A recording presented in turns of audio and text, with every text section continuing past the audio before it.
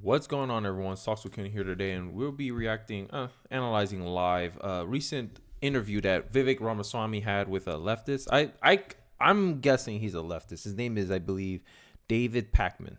The David Pakman Show. So if you guys are familiar with him, that's who we're gonna do the video on. This video came out fairly recently, a couple days ago actually, and I wanted to just do a casual stream. I'm not really going to go all in on it like I usually do. Kind of want to pace myself a little bit. I've been feeling very I don't know, my brain's been feeling foggy, so it's been hard for me to really connect my thoughts lately. So I kind of want to just chill, just sit back, give you guys a blind reaction because I haven't watched this video yet. So the synopsis, and you know, guys, I always lead in with a summary. The summary of this interview is pretty much going to be about wokeness. He claims this is Trump's claims, and trans rights, wokeness, you know, the usual. So we're going to see Vivek in action. You know, he's been in the news recently. So I kind of wanted to make a video centered around him. Been a long time since I did a video on him. And let's get into the video. With Vivek Ramaswamy, who's an entrepreneur, candidate in the 2024 Republican primary, also author of the book Woke Inc., Inside Corporate America's Social Justice Scam, which maybe we will have the opportunity to get to. I really appreciate your time today. I know you're super busy.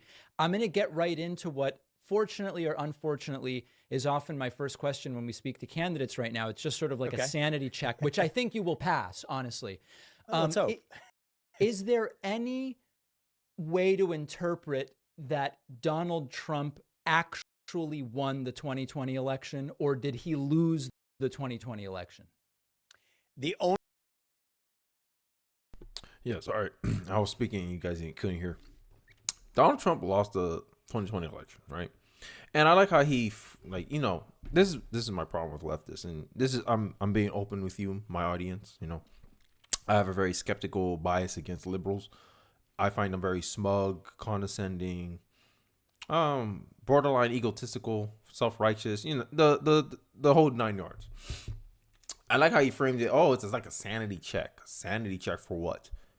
How liberal they are. Like this is the kind of, and I'm probably just reading too much into it, but I find like loaded questions like that, I always find them as disingenuous and already starting off on the wrong foot. But that just could be me being sensitive, you know, guys. You know me. So let's see how Vivek answered this. I'm pretty sure he's going to give a coherent answer that we all can see where he's coming from. But my first thoughts is that Trump has a claim. Trump thinks the election was rigged against him, right? And when Trump uses rig, this is where I'm assuming from Trump is that the Democrats legally changed the laws of how elections were run in the states, in swing states, where it gave them an advantage. Now, just because you have an advantage on something doesn't mean you cheated, right? If I play a certain playing style that it caters to my advantage, right? Let's say I play chess and I have 5 years of experience playing chess and you have only 1 year experience playing chess, and I was able to convince you to play the game of chess. Could you get mad at me that, oh, Kenny, you rigged the game in your favor? You may not like it, but the facts are is that, hey, Democrats legally changed the laws, which were later found to be unconstitutional, by the way, later on, but it was already too late. They already got the result they wanted. We can't take back the election. So when Trump says the election was rigged, this is what he's talking about. And I think this is what most Republicans are talking about. I just think a lot of liberals, leftists, progressives try to strawman conservatives into an imaginary position that liberals think conservatives have, which is, the election was delegitimate. Ballot harvesting was, they stole the election. No, we don't actually believe that. What we actually believe is, hey, Democrats rigged the rules in their favor. That's what we talk about when we said the election was rigged. Now, do I believe this? Yes, I do. Right? That's as much as I'll concede ground on that point, is that, hey, Democrats are willing to go out and ballot harvest because they changed the rules for ballot harvesting, and they know their base. Like, one thing you can't say nothing about the Democratic Party, they know their base. Their base is uninformed, uneducated, right? I make the argument that Democrats have the uninformed vote because they have a lot of young voters, right? Young voters statistically vote what? Liberal, Democrat. Who's more likely to be politically uninformed?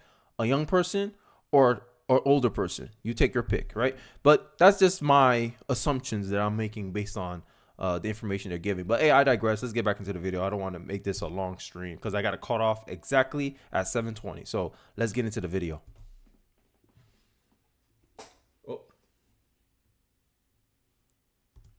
Oh, give me 1 second. The way you're framing the question, you're asking me a very specific question.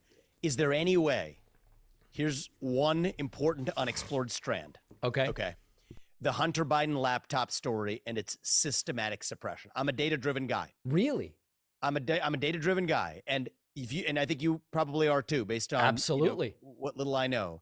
So look at the polling data. Yeah. On the aftermath and before and after.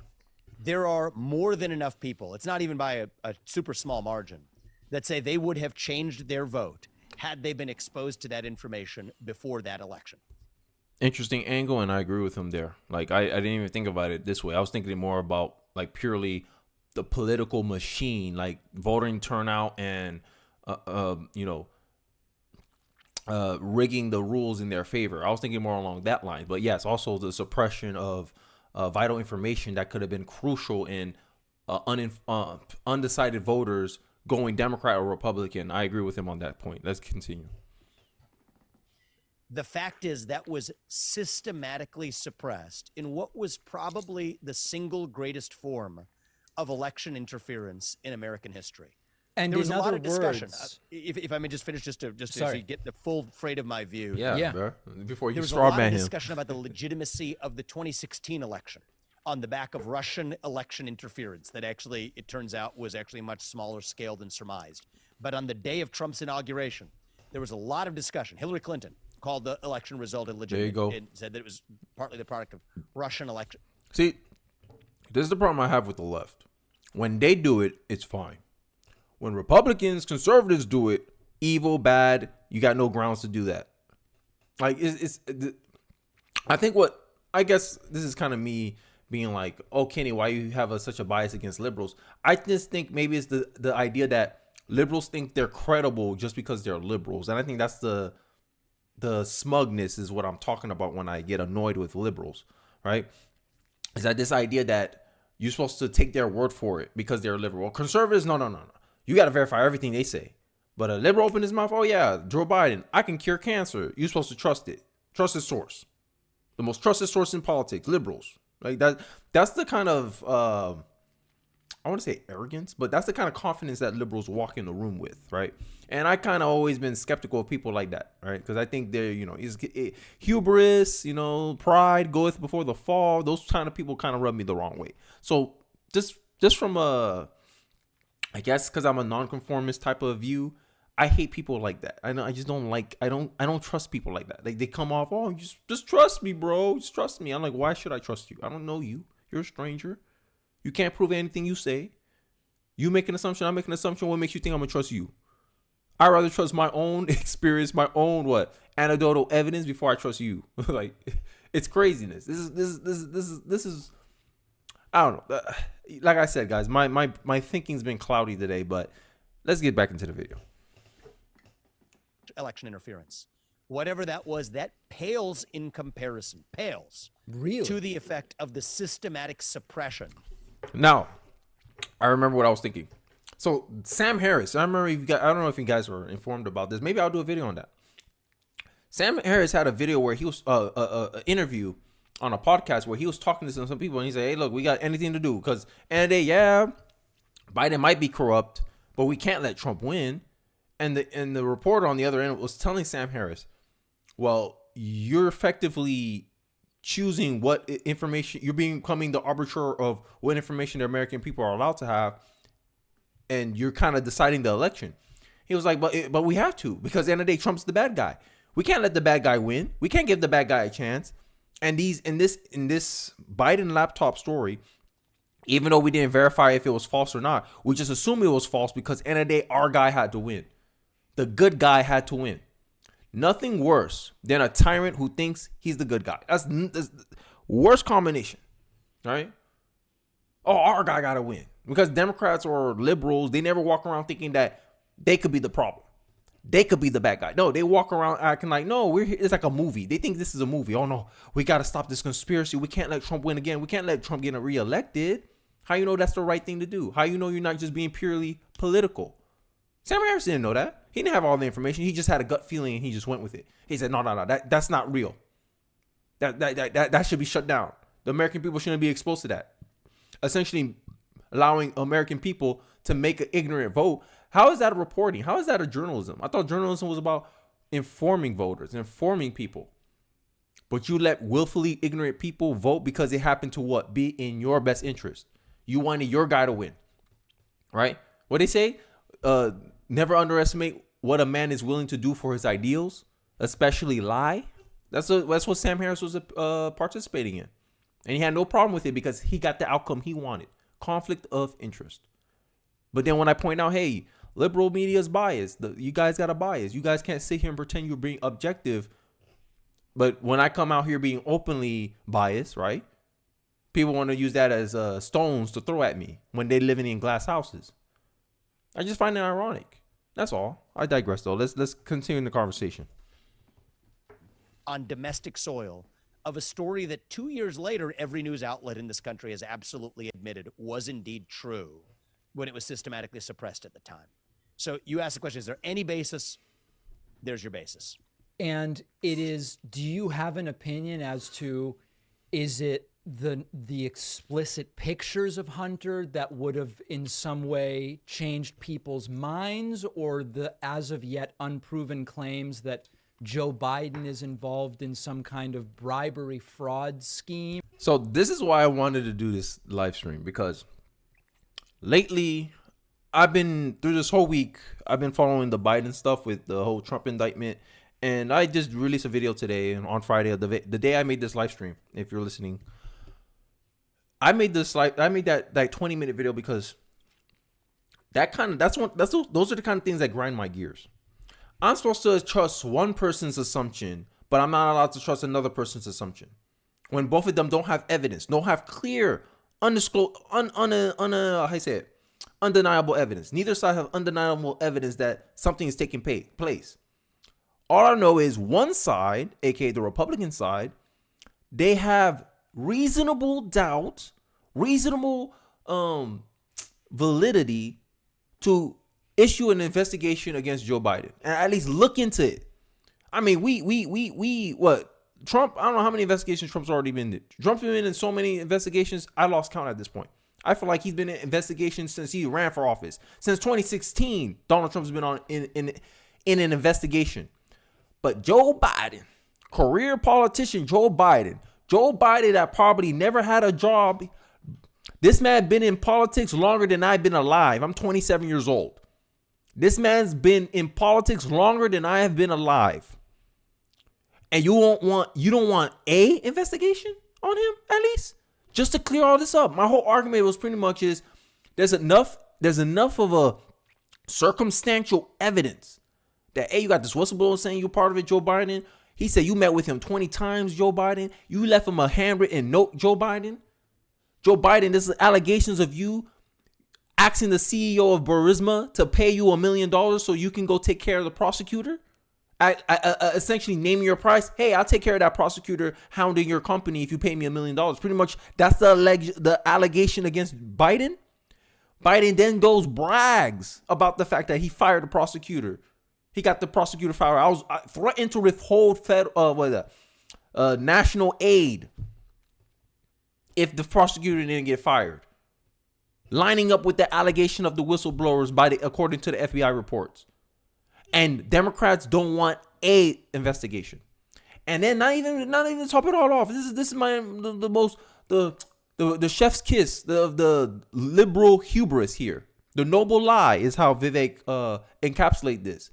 They go and tell you, if you're not informed or you don't do your own research, they'll tell you there's zero evidence of Biden being colluding or having any contact or any communication with these people. First, it was when he was running in 2020, Biden said he had no connection. He had no conversations with Hunter Biden's business associates. Now evidence coming out, that story is dead now. Oh no, I had some communication. Oh, why you didn't just say that from the beginning? Why you had to wait until proof came out that you had contact with these people. Now you want to say, oh yeah, I did have contact with these people. But you said during 2020 election that you didn't have no conversation with these people. Now you're admitting that you'd have. What else would he admit if you do further investigation? That's my point. But liberals, they love living in the vague, in the undefined. Because if you don't define anything, it's easier for them to play this game of possible deniability. And I don't see how this helps Biden politically. Because if he has this shroud still over him during the 2024 election, aren't they worried about that's going to hurt them? I mean, Democratic voters already said they don't want Biden. They want a new candidate. 56%, I believe. 57% of Democrats say they want a new candidate running for the Democratic nomination. And you have this cloud running over Joe Biden? Bruh.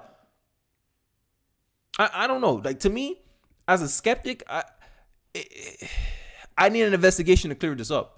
That's all I'm asking. The Republicans have enough to go for an investigation. That's all I'm trying to say. But hey, let's hear the liberal talk. Or like, what about it? So I'm not speaking for the survey respondents, but I can tell you what speaks to me. Yeah. Actually, because I wouldn't have changed my vote. I voted for Trump, right? So I wasn't one of the survey respondents who said I would have changed my vote because of it. Good. So here's what does speak to me, and I think it's relevant. Let's just take this outside the scope of political partisanship.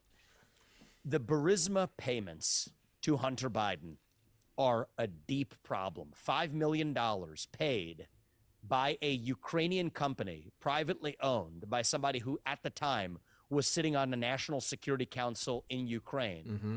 Relevant now because it did result in an impeachment of a U.S. president that was Trump, who called for further investigation of that in Ukraine. But that wasn't the only geopolitical consequence of it. Imagine, when you're part of the establishment, you can get the anti-establishment guy, right?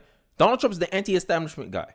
You can get the anti-establishment guy impeached just for asking too much questions about somebody in the establishment. Craziness. This is the kind of two-tier system we live in now today, right?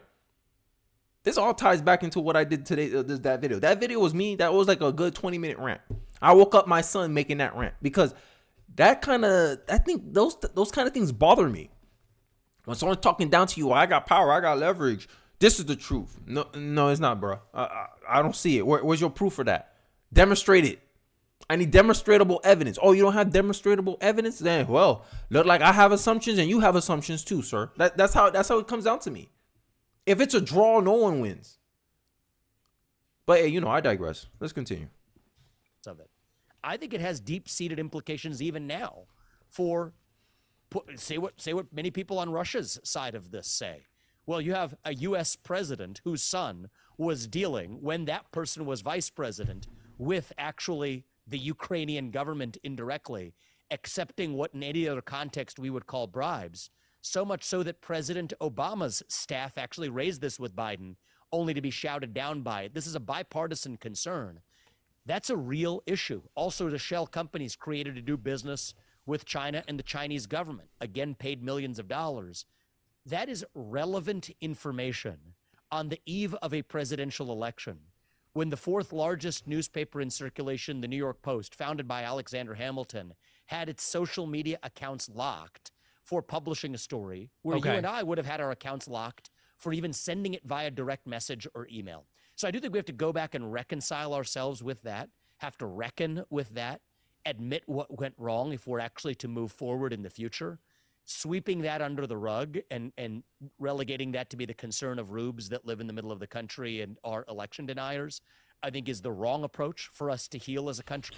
And this is another thing I find. This is why I think this stream, you can chalk it up as Kenny complaining about liberalism, because this is my problem with liberalism. Liberalism is based on rationalism, and these people can rationalize anything. Oh, I can't explain away some of the concerns these people have about the election, so I'm just gonna label them as something. I'm gonna label them on conspiracy theorists, election deniers, all this stuff. And then when these election deniers say, "Hey, Hillary Clinton is an election denier because she made similar claims 2016 about Russia, and then she was found to be provable false," you guys go, "Oh no, that's different."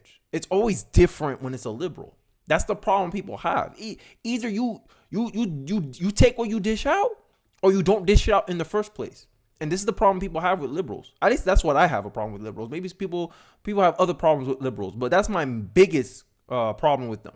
They seem to be able to explain away, rationalize anything. This is why I call these people manipulative too. I already talked about it. Media is predominantly ran by liberals. Liberal bias in the mainstream media. What doesn't get covered doesn't get seen, and what doesn't get known. This is why I say, hey, this is why Frederick Douglass says that a person who knows how to read is forever free. That means if you're able to go and seek information on your own accord, that means you control what information you can attain or what you don't attain, right? When you rely on a third party, aka mainstream media, CNN, Fox News, MNSBC, I never can say that name right.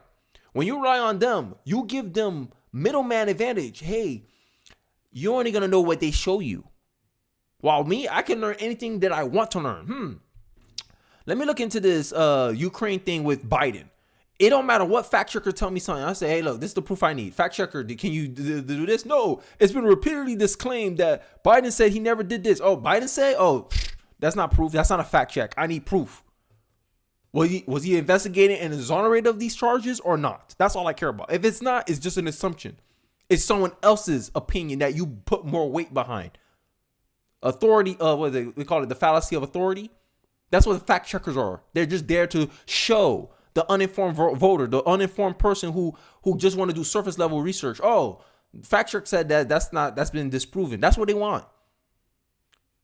Malcolm X said it best. The media is the most dangerous entity in the world. It can make the innocent guilty and the guilty innocent. And I'll make the argument that that's what's going on with Joe Biden and Donald Trump. Donald Trump, innocent.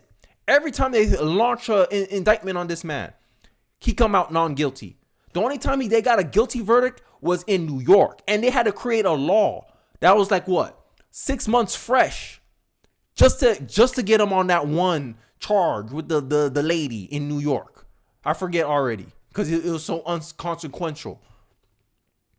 But like with all the indictments, fail. I'm telling you, it's at this point where now any new indictment, I'm just assume, this is just a political hit job. They're just trying to smear him.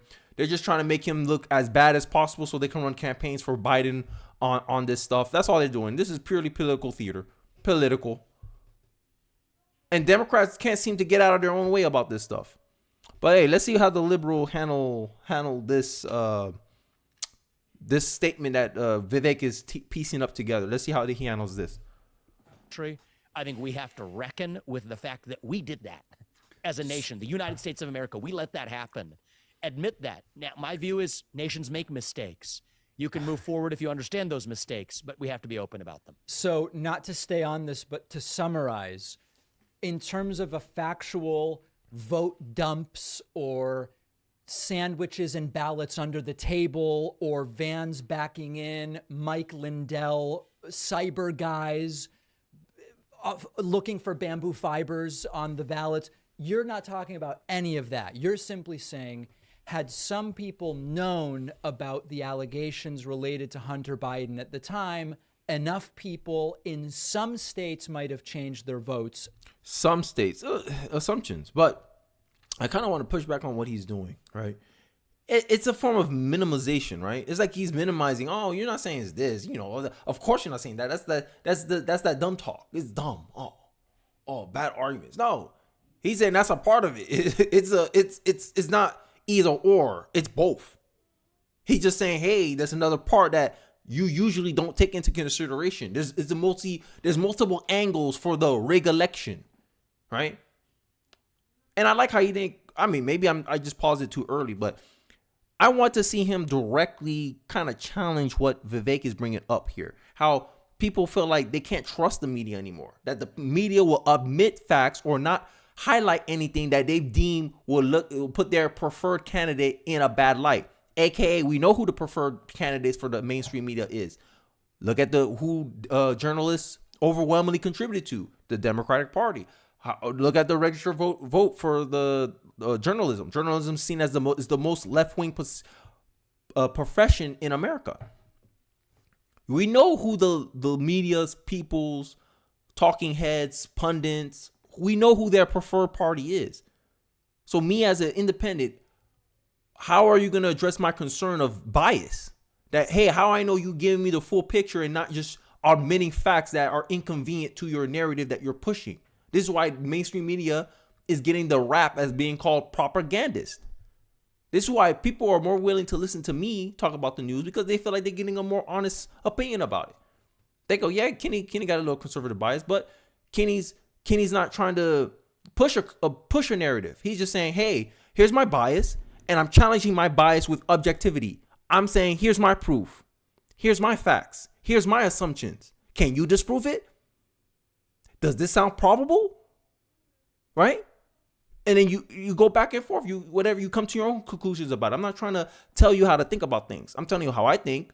I'm giving you clarity. I'm giving you clarification. And I'm giving you my case for why I think this is the case. And you go like this. Kenny makes sense here. I don't really see what Kenny's talking about here. Maybe let me look at Kenny's assumptions. Kenny pointing me here. Let me look here. This Burisma thing Kenny brought up. Vivek said the same thing. Let me look at that. I'm just saying, hey, here's it. I'm laying out. Here's what I observe. This is what leads my conclusions. Liberals don't do that. They just go, here's my conclusions. You have to agree with it too, because MSNBC said so, CNN said so, another left-wing media organization said so. Look at it. I got 4 sources, even though all of them are on the same side. That's how they like to win. They like to go by popular vote, popular perception. They like to win by perception, not by objective truth. And I see that's the economy that we face in our country today. But let's get into the video, because I'm trying to get halfway in. Such that Trump would have gotten to 270. That's your position.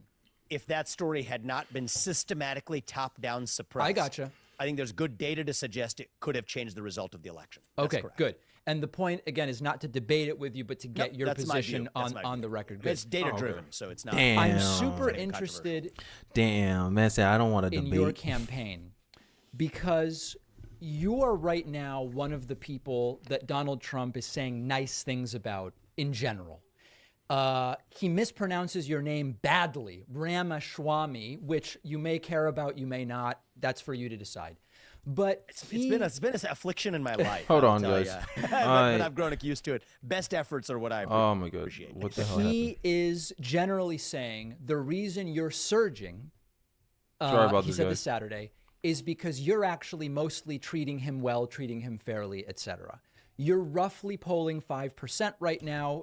Real Clear Politics average. I'm sure there are anecdotal polls that have you higher and lower, but the Real Clear Politics average has you right around 5 right now. I'm a distant third at 5. You're a distant third at 5. You do seem to have taken a commanding position ahead of Mike Pence, though, and that we can talk about as well, maybe. My question is, from a practical standpoint, is your perspective on Trump calculated in order to sort of be there in case Trump really can't run a campaign because he gets arrested a 3rd, a 4th, a 5th time? Arrested but not charged. So, like, the arrest is not what matters. Hello, Jonathan Fields. I appreciate you for making it to the stream. Appreciate everyone making it to the stream. Like the video if you guys feeling so inclined. And I kind of want to get into it before I break my thought. It doesn't matter how many times Trump gets arrested. I think if Vivek wants to win, right? If Vivek wants to be the guy, he has to beat Trump. Like, it can be, because regardless if Trump's in jail or not, I don't think the GOP, like, if you don't beat him straight up, you ain't gonna get no votes. People are just gonna start, okay, I'm gonna write in Trump. I legit feel like that's how the base is gonna go. Oh, you Ron DeSantis? Oh, that's nice. Trump. Like, I just feel like that's what's gonna happen. People are going to start writing him in. So I think you have to beat Trump straight on and I think Vivek knows this. Vivek knows that, I got to beat Trump straight up. I can't do no, like, I forgot what it's called. When the winner loses on his own accord, not because you beat him. I forget what it's called. Maybe someone can let me know in the chat or in the replay in the in the comment section. But let's continue. Let's hear this complete question. Maybe even 6, is the idea not to turn off the MAGA voter so that if Trump hits trouble, they go to you rather than maybe DeSantis or somebody else. Is that a consideration? It's not a political calculation. My whole political strategy in this race is to speak the truth, at least share my beliefs, tell the people who I am and what I stand for, and leave it to the voters to decide whether that's what they want. Because it's always the voters. This is my problem with politics. Not politics, but Americans. This is my problem with my fellow Americans. Because we'll sit here and say we want an honest politician.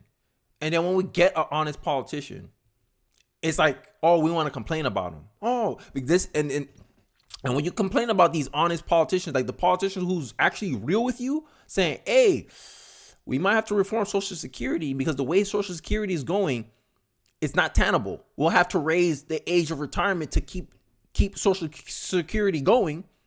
Oh, we hate that politician. Oh, yeah, we ain't gonna vote for him because, oh, he trying to touch our social security, our social entitlements. This is why you don't get honest politicians, because politicians want to get in office. And they'll make a pragmatic choice of, let me not touch that issue. Let me not tell you about Social Security. Let me not warn you of the problem, because obviously you don't want to look at the problem. Just like somebody who has a debt problem, they don't want to look at their spending habits. Oh, I don't want to hear about how I gotta cut costs, cut spending, stop spending so much money, maybe get a new job. I don't want to think about it. I just want to be comfortable. And that's what we're at as a society. We just want to be comfortable. Right? And I think change is outside your comfort zone. Right? And this goes from you as a personal level, community level, and as a nation. If we keep voting in the kind of people that we're comfortable with, we're always going to get the same things that we've always been getting. That's why Trump was such a success. We went out on a limb. We said, hey, Trump's going to be the middle finger. F the establishment. And then when we saw him and we saw our lives turn around, we like, yo, this man has never set his butt in politics before. How he's doing a comparable job to dudes that have been politicians all their career. How you explain that? That means if these people were willing to do the things that is needed to do to make this country great, they could. It's just they don't want to, or it's not in their best interest to do that. That's what Trump exposed. Trump exposed fake news. He exposed media bias. And he exposed how the politician class are not accountable to the American people. They're accountable to donors, both left and right. And now when you get candidates that are not, they don't have no reason to be capitulated to donors, we scared to vote for them. Because they said they have a policy, but they reveal policy positions that we don't like Social Security. Oh, cutting, abolishing the FBI. Oh, we don't like that, but we liked everything else. We always want 100% of something when that's not reality. Reality is you get some good with the bad. If someone has 80% of what you want, I think he should get your vote, even if you don't like the other 20%. It's better to get a percentage of something than 100% of nothing. And I think that's the reality of politics. But I digress, because I really have a cutoff at 7:20. So I want to at least get at least 80% through this video. So let's get back in. Okay. And so if I come out of this election where everybody in this country knows who I am and what I stand for, and that's not what they want, I'm at peace with that. I'm very much at peace with that. And that's exactly the system working as it should. The more I learn about and the experiences I have, the more difficult I realize how hard that is for certainly me and probably any other candidate to actually achieve that goal.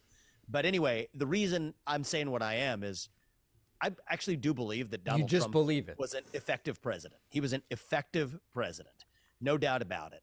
I think he was a good president with whom I agree on most policy questions. The reason I'm in this race is that, A, I believe I can take that agenda even further than he did and unite the country in the process, because for whatever reason, and I don't blame him for this, but I think it's just a fact. Okay. That about 30% of this country becomes, I would say mentally ill in a certain form, psychiatrically ill. I've heard you say that. Yeah. They agree with things that they otherwise wouldn't have agreed with. They start disagreeing with things they otherwise would have agreed with just because he's saying them. Trump could come out and say 2 + 2 is 4. And people say, you're wrong, you're a liar. Just because he said it. It's craziness. It's baffling to me. This is how I know that, bro. We some emotional people, bro. I'm being honest. We're some emotional people.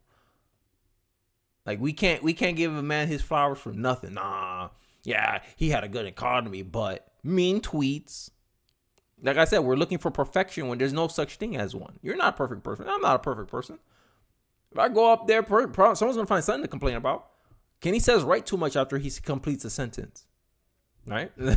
You get what I'm saying? Like, people are always gonna find some reason to try to disqualify you as a candidate or for some position like people we nitpicky like that, and that's just human nature. I'm just being real here, right? I live in reality, man. This is how we are as humans, bro. We nitpicky as heck, right? We tolerant of ourselves, but we're intolerant of other people. We're patient with ourselves, but we're impatient with other people, right? If you wreck a car, you give yourself more slack than if someone else wreck your car. You give them no slack. That's how we are. It's just what it is, right? That's why I said it's up to the politician to be the salesman. Hey, you got to sell the policy. But what's better than a good salesman is an honest salesman. And I think that's what we're getting with Vivek and Trump, right? You may not like end of the day, if someone says something you don't like, that's number one proof. That's a green flag that they're actually believe what they're believing. But if you talk with a politician and there's nothing you never disagree with, Joe Biden always say stuff you agree with, how you know he's just not telling you what you want to hear? That's what happened with Pennsylvania. Ban fracking. Not going to ban fracking. You're like, yo, what you want? Which way is it, Joe? Which way? But that's what y'all voted for. That's what people voted for. They voted for Joe Biden. They voted for, on one side of his mouth, and he's in New York, I'm a ban fracking. Yeah. He went to Pennsylvania where gas and oil production is important.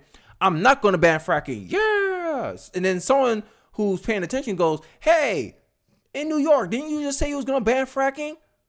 Well, you go, but that's what you rewarded. And all politicians saw, they didn't see the fact that Joe Biden lied and calling you out and then try to call that out to the American people. All the politicians saw was the American people let this man in one section say he's going to ban fracking, and another section say he's not going to ban fracking, and he still won. So pretty much American people want people to tell them what they want to hear. That's the only message that politicians walk away from. And I'm saying, hey, America, I don't care about the politics, the politicians. I care about the American voter. That's who I'm talking to. I want to talk to my people, right? My American people. Hey, if we don't change the incentive, they're going to keep giving us what was working before. If we change up the game and say, hey, American voters like honest politicians. If you're a fake, unauthentic politician, you're not going to win in America. If we change the culture like that, politics will change right along with it, because they're going to see, damn, two-faced politicians are not winning elections.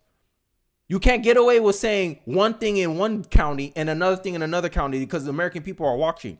The American people pay attention. You can't get away with lying to the American people's face. You got to be upfront and honest. We have an opportunity to do that, to set that trend. But it starts with us. I'm just being honest. This is the truth. It starts with us. It ain't going to start with no politician. The politicians just react to what we want. So we say we want honest, transparent politicians that they can say stuff we don't like, but if it makes sense, we'll vote for them. We're going to get more of that. And this is kind of why I like Vivek's stance about having a civics test, some type of voting test. Because the only way you can change the incentive structure is to have more informed voters. And the only way you can get more informed voters if you test for that. If you create some type of quality control. But if you let anybody and their mama vote just because they're American citizen, just because they were born here, all the politicians have to do is appeal to the lowest denominator, and that's uninformed voters, right? My informed vote is going to get canceled out by an uninformed vote. That's the reality of politics right now. So one way I'm trying to fight it is let me make less, more educated, more politically informed voters. This is why I started this channel, right? Even if you don't agree with me, at least you're like, damn, I heard this argument from a conservative. It's a good one. We got to find a way to challenge that argument that Kenny posted in that video, and it'll make you smarter, because that's the only way I learned. I learned by actually going back and forth, like debating the issues, discussing the issues. That's how I learned. That's how I learned at my house. That's how I learned about politics. That's how I learned about life. You tried it this way. What was the results? I tried it this way. This was my results. We trade notes, right? And it makes us all better for it. But hey, I've been rambling too long. I got like 20 minutes left. So I'm trying to give you as much as the video as possible without getting copyrighted. Let's come back. Let's go back into the video. And I think that for whatever reason, I'm not yet having that effect on people, and I don't think I will. No, And that you don't allows us seem to to make unite the people country. crazy. You know, the interesting thing about the psychiatric thing, you know, your background is in, if I understand, undergrad biology and then business. Mine is in economics and communication. Neither one of us are doctors. But one of the interesting things is I was in Chicago last weekend. I was sitting very close proximity to a table of MAGA folks who were talking about the primary, and I was just listening in like a fly on the wall. It was an incredible sociological experience as a progressive. I was out of my bubble, and He's they a progressive. start talking. See, I'm glad I put leftist because I was about to put him as a liberal, and I was like, damn, I feel like I don't know who he is, so I'm just gonna generalize for now. So hey, leftist, got it. You know who's really in charge? It's Obama through the military. And then someone else says, you know, the vaccines, this and that and the other thing. And someone else says, you know, we got to get rid of the deep state. And one guy goes, you know who I like? I like that Indian guy. They didn't know your name. They didn't know your name, but they refer to you as that Indian guy because he's not part of the deep state, et cetera, et cetera.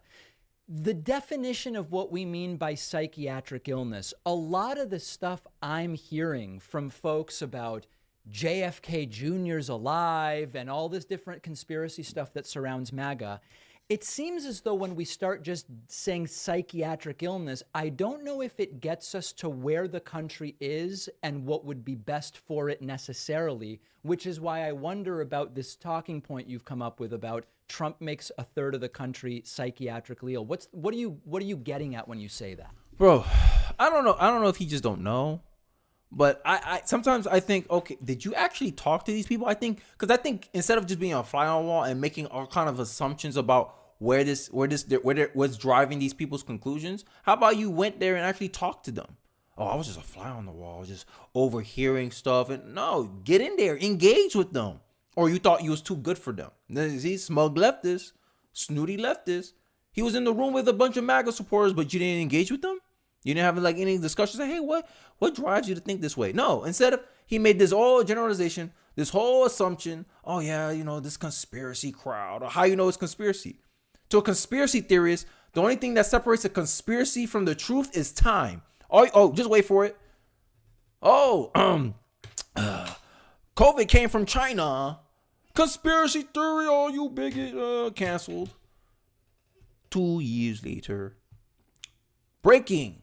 Wuhan lab was responsible for the COVID virus leak. All the conspiracy theories go, I told you. That's the game. That's the game. That's the game. That's the game. This is what the liberals. This is the liberals' game. Label somebody, slander them long enough for the damage to be done by the false choice, and then reveal, oh, oopsie, we were wrong. After you already got the thing in your vein. After you already made the decision, you can't take it back. That's when they want to admit, oh yeah, we didn't have all the facts. This is just an assumption on our part. So this is the problem. I appreciate it, Jesse Leon, right? But hey, let's get back into it. He's too divisive? No, I think that I'm describing the fact of many people in this country disagreeing with policies that they otherwise would have agreed with, that I believe are good for this country, that Trump believed are good for this country, TDD, that they put themselves at odds with just because he's the person arguing for them. Like at the southern border, for example. I went to speak of Chicago, since I'll reminded me of my experience of going to Chicago recently. You didn't sit next to these people I sat next to, I'm guessing. No, and actually I share with you a commitment to get outside my own bubble too. Yeah. So I went to the south side of Chicago where Republican candidates don't go. Right. Mm-hmm. Nearly 90% black audience, most of whom are viewed as deep Democrat country. Yep. We held a couple of town halls. I got my hair. I think one of the things that keeps me sane, not sane, but where it's impossible, especially like, I don't know if you guys notice, I don't know if you notice, maybe it's the light. Maybe I look lighter under the light, but I come from a culture, family, environment where I'm a minority in a minority, right? I think black conservatives make up what? Maybe 10% of the black vote. So there's no way in hell I could ever be in an echo chamber. right? Just from the condition of my skin color, bro. So when I laugh when, like, you know, some leftists want to leave a comment saying, "Oh, Kenny, you're biased. Oh, you got to get out of your echo chamber." I say, "Yo, my family, half of them are Democrats. The only Republicans I know in my family is my dad. That's it. He's the only one. Everyone else is kind of apolitical. But if you're a black apolitical person, you're naturally a liberal Democrat. It's ridiculous, right?" So this is, before I go back into it, I would like to give some highlights to my chat. So Maverick Buckley says, "The thing I despise about Pakman is how he's so smug. It's just a typical New York State upper class Democrat. He even says it's his parents talked it round the table ethic. He's so smug here." I haven't gone through the whole video. I'm actually watching this video blind. I just saw like a good maybe 2 minutes of it, and I'll say, "Oh, This is exactly what I want to talk about." It talks about the Joe Biden stuff, talks about the rig election, it talks about wokeness, it talks about Vivek's campaign. Let's go on in, because I just did a 20-minute video on me talking about how the indictments are pretty much being used as a smokescreen to cover for Biden's negative coverage. Hey, did you guys find out that we got downgraded from our credit rating? We're no longer AAA rated debt anymore. We're double A now. Yeah, on Biden. And you know, the last time we got downgraded by our credit rating, was with Obama. Democrats don't got no physical responsibility, bro. They don't have no resource management. But they want to complain about Republicans. I laugh sometimes. But hey, you guys, I digress. Cut at a barbershop. We visited South Shore High School in Chicago, which is partly being converted into an encampment for migrants who are crossing the southern border. I'll tell you what I found. I found some of the most ardent supporters of sealing the southern border who I have met in my life. Didn't come at a conservative MAGA rally. It came on the south side of Chicago. Bro, here's an inconvenient truth for you white liberals. The people hurt by illegal immigration the most is legal immigrants and black people. Right? Replacement theory hurts black people more, not white people. Come on. This is crazy. Bro, now they gonna call me a conspiracy theorist. Replacement theory hurts black people. Because think about it. If I want to replace a population, who's easier to replace? A population that's 65% of the country, or a population that's only 13% of the population? Come on, bro. Let's do math here. So when they try to act like the replacement theory is a white nationalist conspiracy theory, I'm like, y'all dumb.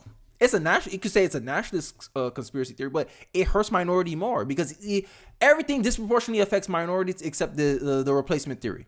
It don't make no sense to me. But hey, I digress. You know, you're gonna hear it from the horse's mouth right here.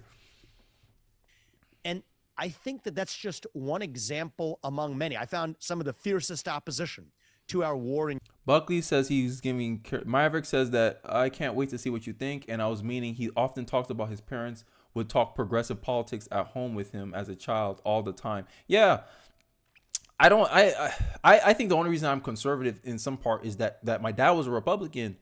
He voted for Bush 2 times. He voted for Mitt Romney after. I forget who ran against Obama in 2012. Was it Mitt Romney? I think it was Mitt Romney. My dad voted for Mitt Romney after he voted for Obama because that's when I got to talk. Hey, son, Democrats are all talk. My dad put that in my head. So, like, I don't ignore the fact that a lot of our initial positions are our foundations is set by our parents, right? So, yeah. But, yeah, you can just tell how he despises anyone who isn't a woke Democrat. He pities us, but he wouldn't pee on us if he were on fire, and he will do a goofy grin as he turned your walk away. McCain, then Romney. Yes, exactly. Okay, yeah, I remember. Okay, now I remember. Because for some reason, I always get them mixed up. I don't know. They kind of look alike to me. Don't call me a racist, guys. Not all white people look the same. I'm sorry. But I digress. Let's continue. In Ukraine, which, by the way, I share in common. And so I don't think the real partisan boundaries that the media teaches us to accept, those aren't the real divisions in this country right now. I think there are different divisions. They do not track traditional Republican Democrat boundaries. That's an artificial projection. Are they class divisions more so, or what are they? Well, I see it as, he about to go Marx. I think there's some element of class division. I think that there's a deeper division between what I call the managerial class and the citizen. And I think the managerial class pervades multiple institutions. It's not just in government. That is what we call the deep state. And believe me, I care about this phenomenon and believe I understand it deeply. But there's a sort of horizontal managerial class. The same kinds of people, if not some of the same people, who are the associate deans of God knows what at a proliferating cancer of managerialism at universities. Yep. That professionally sit on corporate board. Yeah, and here's the annoying thing. I forgot where I heard this from, but I heard someone say liberals can only be liberals from afar, right? And the meaning of that quote is that liberals will say, "Oh, this is a good thing," and then when you ask the liberal, "Hey, do you put your kids in that? Do your kids do that?" "Oh, no. We chose not to do that, but we're not judging anybody else for that," right? For example, liberals always talk about how public school is great, it's good, it has a good quality education. And then someone asks a simple question to a Democratic politician. Maybe it could be one of these, the snooty elite people like Pakman here, right? From his woke, progressive, upper New York parents. "Oh, Pakman, did you go to public school?" "Oh, no, I went to private school." "Oh, but I thought public school was great. I thought, it was great education, great quality. There's no reason to it's just as good as public school, private school. Why you didn't go?" "Oh, it wasn't the right decision for us." But it seems like most liberals do the same decision. So this is the problem that I start having, right? And it's a book. I forgot. I'm going 100 miles per hour, so I'm gonna calm down. My thing has always been, if you advocate for something, you have to participate in it, right? If I say I want school choice, then I want it for everybody, right? I can't just be like, "Oh, school choice for me, but not for thee." Like, I can't do that. I can't do that. Rules for thee, but not for me. I can't do that. I can't. I feel like it's disingenuous. It's not genuine, right? I don't want. Everyone should pay reparations. Okay, I'm a random black guy on the street. Give me all your money for reparations. I can't do it. I'm broke. I can't do none of that. All you gotta do is find. The videos are out there. I forgot to do a reaction video to that. The videos are out there. There's videos of, I think it was James Clude. He went up to liberals, right? Because he did this in California. And he said, "Hey, do you agree with reparations?" And the liberals said, "Yes, of course. I believe black people should be repaid, whatever." Okay. He said, "So, well, since the government is going to take a while for the government to do it, do you want to do a mini reparations right now and give all the money you have available right now to my black friend over here?" Excuses come out of their mouth quicker than water falling on the floor. Right? And this is the problem. This is the problem I have. Hey, if you pushing for liberal policies, be about the liberal progressive policies. If you want to sit here and say, "Hey, white people don't know what's best for black people." Okay, if a black person said, "Hey, liberal policies are hurting black folks," you can't disagree with me because you don't know anything about my people because you're a white man, right? Like play by the same rules that you try to apply to society. Stop trying to act like you're above the fray. Like, the rules don't apply to me because I'm a liberal. I'm not a racist because I'm a liberal. Craziness. It's crazy. Hey, this is some of the problems I have with leftism in general, right? Maverick, you probably came in late, but I set up like the 3 reasons why I don't like liberalism is every liberal I come into are always smug, condescending, right? And they have this very self-righteous, like assume authority and assumed credibility. Like, "Oh, I'm credible just because I'm a leftist." Right? I don't have to prove myself. I don't have to prove any of my arguments. I don't have to give any facts. I don't have to demonstrate any proof for what I'm saying. You're just supposed to trust me because I'm a liberal. That's the kind of experience I got debating and talking with liberals as I grow up, especially the white ones. They see black men here, they say, "Oh, black man's stupid. We can tell him anything." And then I ask them questions and they, "Oh, this black man's smart. Oh, he's not black. You ain't black, Kenny. Okay, you ain't black. You're not authentically black." And I'm like, "Why? Because I don't talk Ebonics? Because I know how to do math at my grade level? Like, what's going on?"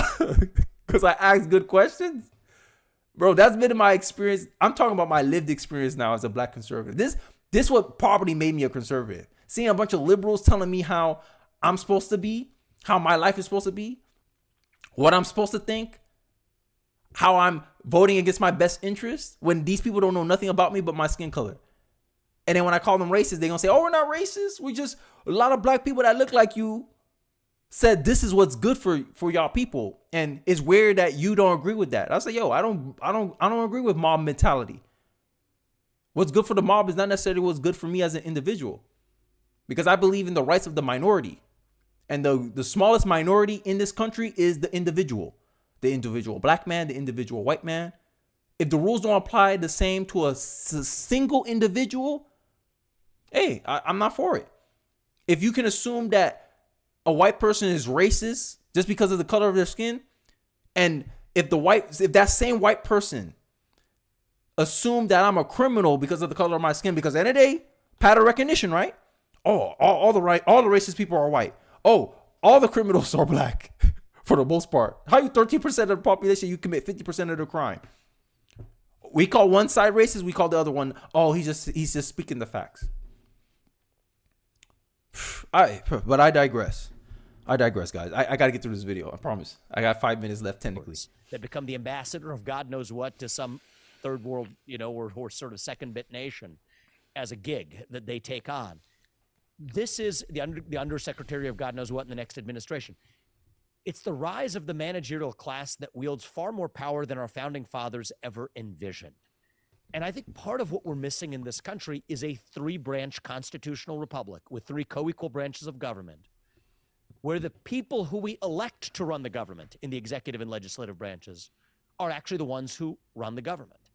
That is not the case today. And so I have So he's talking about the deep state, and the deep state is pretty much government bureaucracy. And what these government bureaucracies do is they trying to, then this is my example of how liberals, Democrats, they bend the rules in their favor, is they create these agencies and they make these agencies independent from the 3 branches of government. So these independent agencies can wield government power, government jurisdiction without being held accountable directly by the government officials themselves. Craziness. So pretty much it doesn't matter who's in office. Trump can be in office.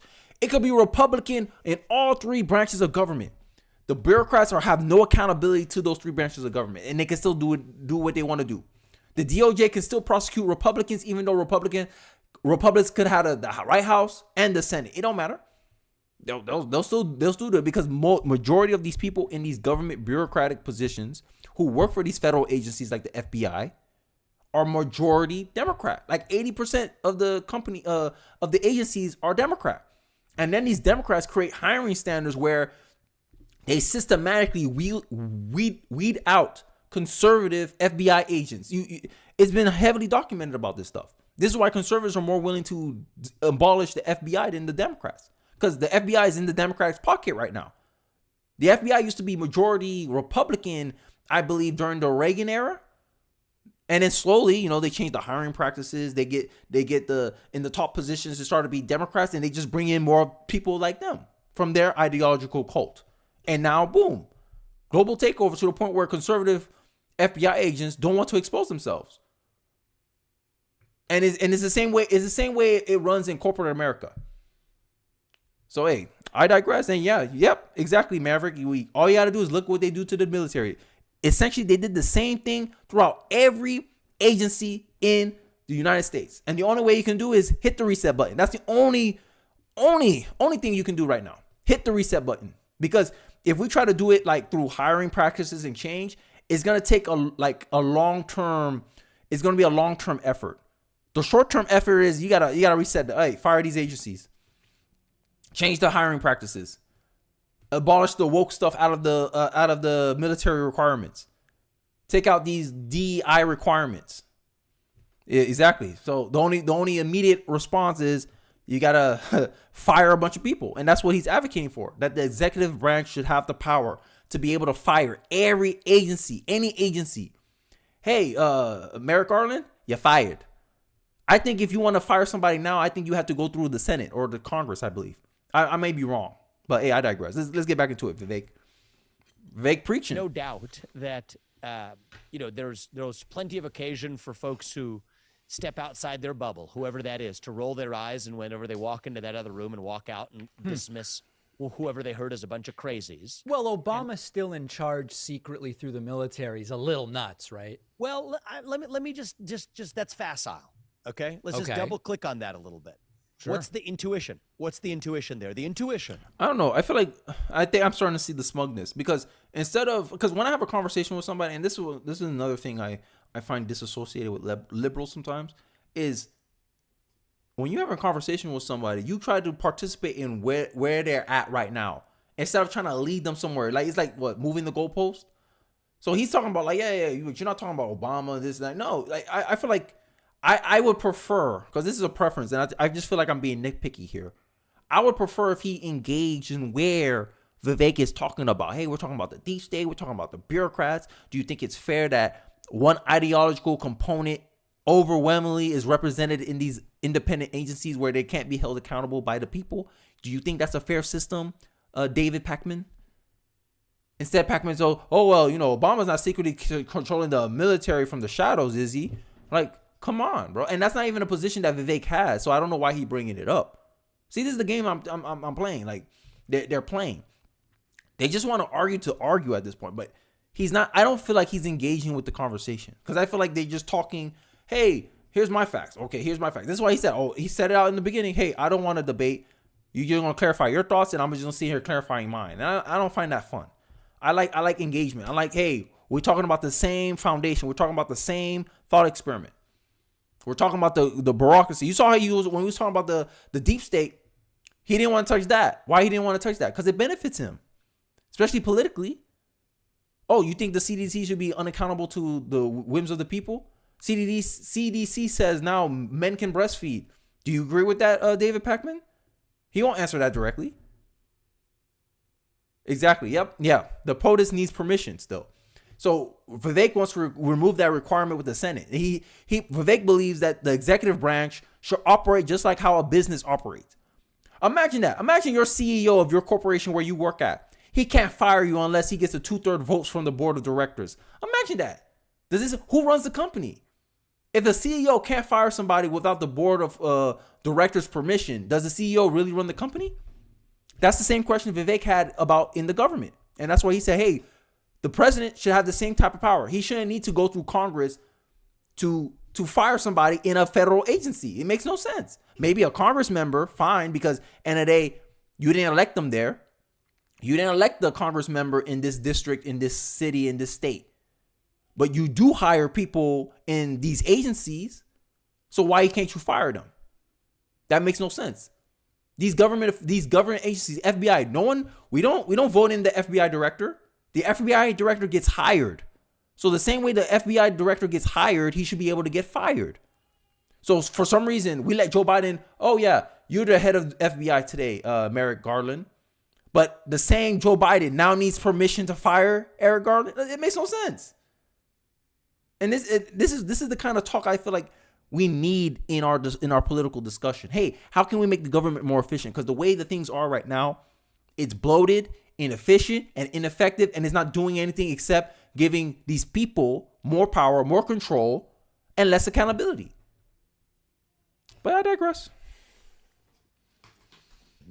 Is that Joe Biden, the duly elected president of the United States, supposedly, the person in charge, is actually in charge making the decisions. I don't think he is. I don't think many people in the Democratic Party think that he is. I think it is a managerial class that finds him as a convenient vehicle for advancing a particular agenda. Okay. At this point, the deep state makes a lot of these politicians almost figureheads in a way. Hey, your only job is to create these agencies, make them put in the fine print. Hey, you're independent from the government and you've done your job. That's pretty much the only job that congressmen, the president even has. And these independent agencies, they do things. This is how they shut down the country. Oh, CDC recommended. We're just following the CDC. Who's CDC accountable to? Nobody. That's the problem. No accountability. And you have no accountability. What's there? No consequences. It's like a kid that he knows if he gets in trouble, nothing will happen to him. What's going to happen? He's just going to escalate his behavior. You don't see it with the CDC today? Who going to fire the CDC head when she gets the stuff wrong? When she gets the facts wrong about COVID? No one can fire her because she's independent from the government. Makes no sense to me. Okay, but are I'm gonna there get to- any of these examples you wouldn't defend? Like, we've gone to Trump rallies and they say Trump's actually still in charge because the generals swore an oath to him. Are you willing to say is there some version of that one that you think Trump is is true? not in charge. That's why he is taking great pains to run for president of the United States. in Okay, an so that election one's we're just holding. wrong. That one you're not going to equivocate on. But is it David or Peck? How should I address you? You know, you can call me anything you want, Vivek. Okay, got it. I'll call you David. And thank you for saying my name correctly. It is Vivek. So here's what I will say. I think you and I share this in common. I'll speak for myself, and I'll, give you the assumption to start with that you share this in common is Sure. we care about reviving a national identity and a nation we can be proud of that is united around the principles that set us into motion 250 years ago. That's certainly what I care about. I think that is still possible in this country. I don't know that 20 years from now it'll be possible. I think it's still possible in this country right now. Yeah, I think my generation, I'm a millennial. Sorry, I'm at the border. I'm like 1996. So I'm the zillennial, like the border millennials. Like we're borderline millennial, Gen Z, 96. My 96 people. And I believe like we're the last hope, bro. If we can't get bipartisanship in our generation, Gen Z going, whoo, hey, Gen Z. Civil War, bro. I'm saying that now. Now, I think you and I are not on the side of a national divorce. If that's the case, then we need to be able to pierce through what somebody because so sorry guys, I'm on the chat. So the General Service Administration is an independent agency of the United States established in the 1949s to help manage and support basic functioning of federal agencies. So this is supposed to be what, like a independence checker versus another checker. I think when it's stuff like that, I think it has to be a requirement where the independent agencies have to be politically almost bipartisan. Like you can't just have one political side or have a dominance in these agencies, because then you'll get what's going on right now, right? So a group of federal middle managers made the law that meant they had power to keep themselves in power. This is what I'm saying. Like I forgot. There's a registry for all the federal agencies, and there's so many federal. Like I'm like, yo, why you need all these agencies for? This is what I'm saying. Bloated government.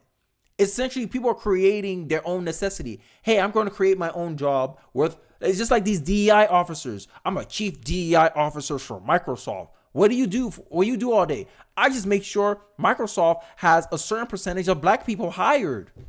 That don't sound like a job. That sound like you're just, no, it's a need. It's a need. Essentially, this is what the bureaucrats are doing now. They're creating themselves a position and giving themselves power for it. And I'm saying that shouldn't be the case anymore. I think maybe for a few, and make sure these independent whatever agencies, they have a very specific and very unified role. Yes, there's 438 federal agencies in the United States of America. Can you justify 438? I don't think so. I think there needs to be some cutting there. Some people gonna lose their jobs, right? Because there's a lot of people who go for government positions. They like the guaranteedness. They like the safe of it. It's recession proof, because essentially they live off the tit of the taxpayers. And they wonder why they're always trying to raise our taxes, because they got to fund all 438 agencies in the government. Bro, I'm in favor of any candidate that sits here and say, "Hey, we gotta disband some of these agencies," because we need to do some cost cutting somewhere. And we always wonder why we never make a dent on the deficit, because we got 438 agencies where if you sit there and told them, "Hey, justify your job to the American people," they'll be struggling. That's my argument. They'll be struggling right now. Hell, I don't even know what the FBI is supposed to be doing. Because imagine, and Vivek did a tweet about it. The FBI does 3 jobs in one. And I'm like, Vivek was like, Vivek made a good argument. Why not we just eliminate the FBI? All the people that worked in the FBI, we spread them out for the financial operations service, the Secret Service, and there was another service. Essentially, the FBI is like a generalist. So they have one agency for one specific thing. Here's financial and technology forensics, Secret Service, network cybersecurity, whatever. And then the FBI does all 3 of these jobs in one. So I'm like, what? It makes no sense. If I have an agency that handles your job already, if it was a corporation, those 3 specific roles will already be lost already. So you have a specified agency, and then you have the FBI that does all the jobs of all 3 agencies in one. Huh? Come on, bro. Yo, this is the kind of stuff we do in government. This is why I said, this is why the private sector is better at managing resources than the government. The government find reasons to spend money, while corporations find reasons to save money. It's crazy, this though. This is why SpaceX was able to create the first reusable rocket, and the government, who were the first people to put a man on the moon, was still using the same technology they were using to put that man on the moon. No innovation, no relevation. Like, come on. Sorry, 6% of the workforce, 9 million people. I'm not saying they gotta get fired, but I'm just saying, yo, the agencies, like, that's what I'm saying. Like, the FBI is doing 3 other federal agencies that I know off the top of my head job already. So either FBI gotta go, or those three agencies gotta go, and those people go into the FBI. But I don't know.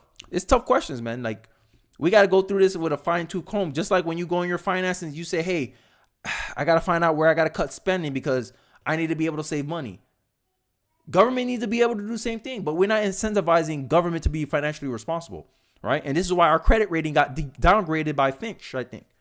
We went from a triple A credit rating to a double A credit rating because we don't know how to manage our debt. And we wait last minute to do debt ceiling negotiations. Like, the government bureaucrats don't know how to manage their power. They don't know how to manage our resources. And we just got to stop rewarding them. It's time for them to suffer a cost, because name me a corporation where the workforce can every year make the company lose money and they still keep their jobs. Name me a corporation that does that. No corporation does that. If you lose the company 6% year over year, they're gonna like, yo, we can't keep this workforce. We gotta switch it up. We gotta restructure. When the last time the government had massive layoffs? Never. These people sit here, get comfortable in their job, and you wonder why the government is always falling behind on the latest and greatest innovations in the private sector.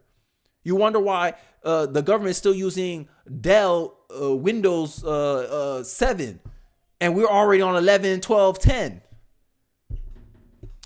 I digress.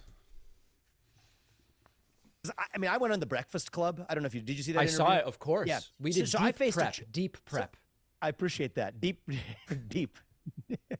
prep. I appreciate deep prep. So I had a moment in that interview where I could probably have done to this woman, I forget her name, what you might be able to do to the people who were in that room with you in Illinois, which is to take a speck of what she said and then just say, this is my occasion to bury her. Yep. I kind of had that moment on set with Don Lemon and decided to take it because Don Lemon's different. That's not an objective. Like, my question is, what's going on underneath the surface? Yeah. Okay? And I think what's going on underneath the surface in our country, left, right included, is that we are all starved. Not even hungry anymore. We are starved for purpose and meaning. I agree. And identity. Yep. I think conservatism at its best, without going into without alienating people, is about nationalism. Hey, what it means to be an American, right?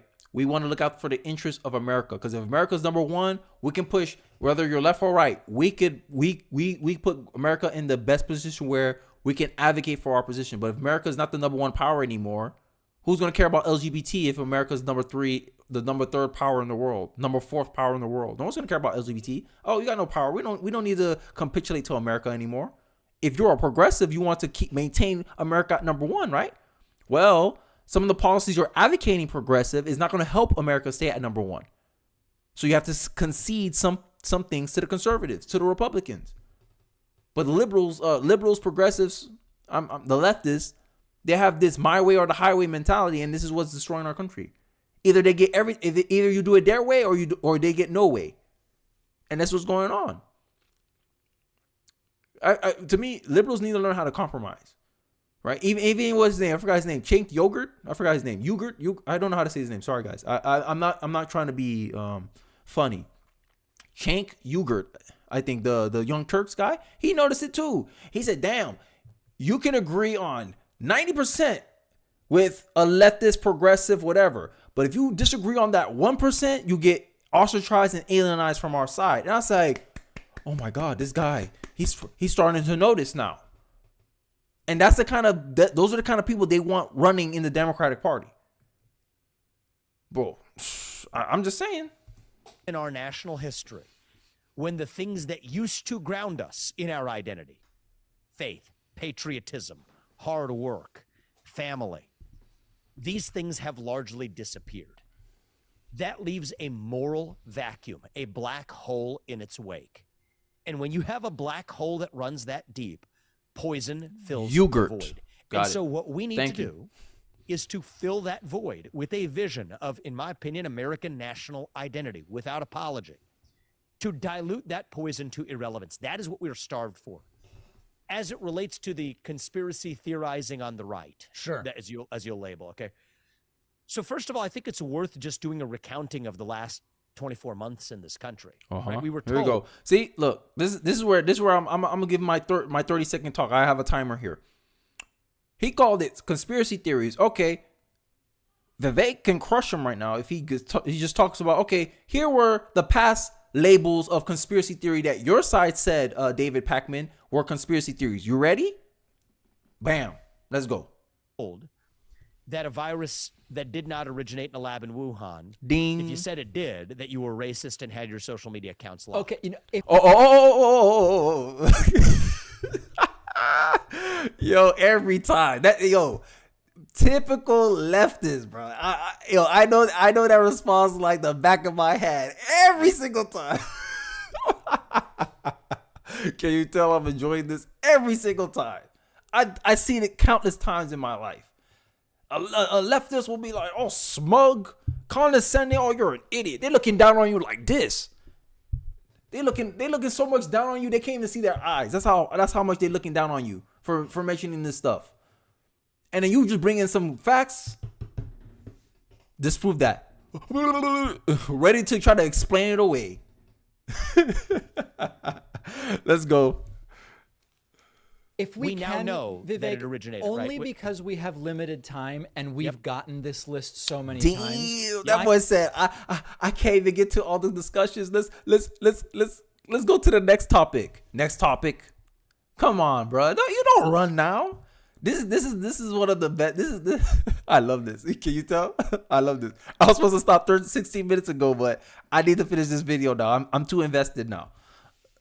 I'm too invested. I know where you're going with this, which is sometimes people have been wrong about certain things. Not sometimes, many times would be my only point, because I could go totally for a long fine. time. In the last 2 years. Yeah. So we got to be on a point where I think that alone is prima facie evidence, okay, that that it's not enough to just point to the ridiculous facial claim that somebody makes and sort of narrowly solve for it. Can you denounce that as false? You're playing the wrong game. Exactly. Especially against the backdrop that is not reading a room correctly. Yep. Yeah. Where time and again, and it is, and so you'll cut me off appropriately because you know the list as well as I do, but time and again, it has to be measured against the backdrop of every major instance that has been systematically suppressed has come out to have had some element of truth to it. Yep. Fair. And I think it's against that backdrop if it's we have that okay with conversation. you, so I can hit a couple other things. Okay. I want to leave it at, I think there's a difference between recognizing that, for example, how effective vaccines are against the latest variant is different than Trump is in control right now because the general swore a loyalty oath. As long as we can agree those are two different things and we can talk about both, we can maybe hit a couple other things. Is that cool? Yeah. Fair. I think we're on the same page there. Good. I wish he would just debate the issue, right? Wait, this is my thing. The backpedaling is swift, Maverick. the minute that man's no facts, please.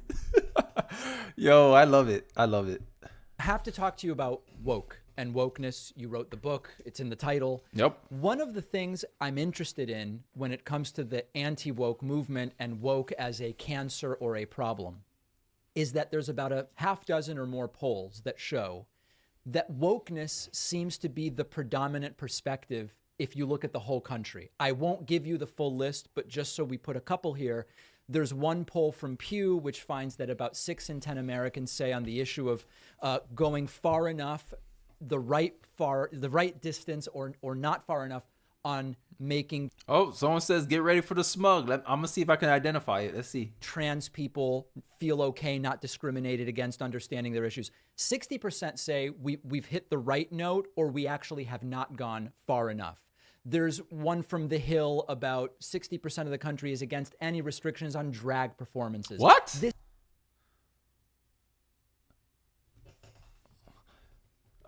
Let the man talk. This is the sort of thing I'm talking about. Maybe you will dispute the numbers, maybe you won't, but those are some of the data I'm working with. Doesn't it seem as though the anti-woke idea is maybe overplaying a hand that might do well in some parts of the country, but won't win a national campaign, as evidenced by what Ron DeSantis is seeing right now? So, I couldn't hold it in. I don't give a damn what's the popular opinion. Like, I'm a black conservative. Like, let's play by his games. 90% of black people are Democrats. So therefore, Kenny, isn't it not economically smart for a black man to be sitting here pushing conservatism? That's his argument, essentially. All I care about is, hey, am I right or am I wrong? That's all I care about. You care about, is it popular or is it not popular? Like, this is what I'm talking about. Liberals, they live for the popularity, right? They live for the crowd in a way. And I live on principle, like, hey, I believe this is the right thing to do. I don't care if I'm the minority. I don't care if I'm the only man alive thinking this. Prove me wrong. Men are men, women are women. Men and women are different. I don't care if the entire society believes men and women are the same, and women can be men and men can be women. I don't care if society, I'm like, hey, prove me wrong. Here we go. Right? Just like, I forgot his name, who proved gravity. The popular opinion was, you just fall on the ground. You can't float.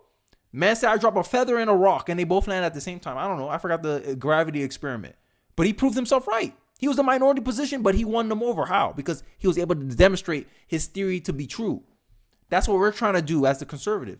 So to try to use poll numbers, like this is what liberals think is data. Surveys is not data.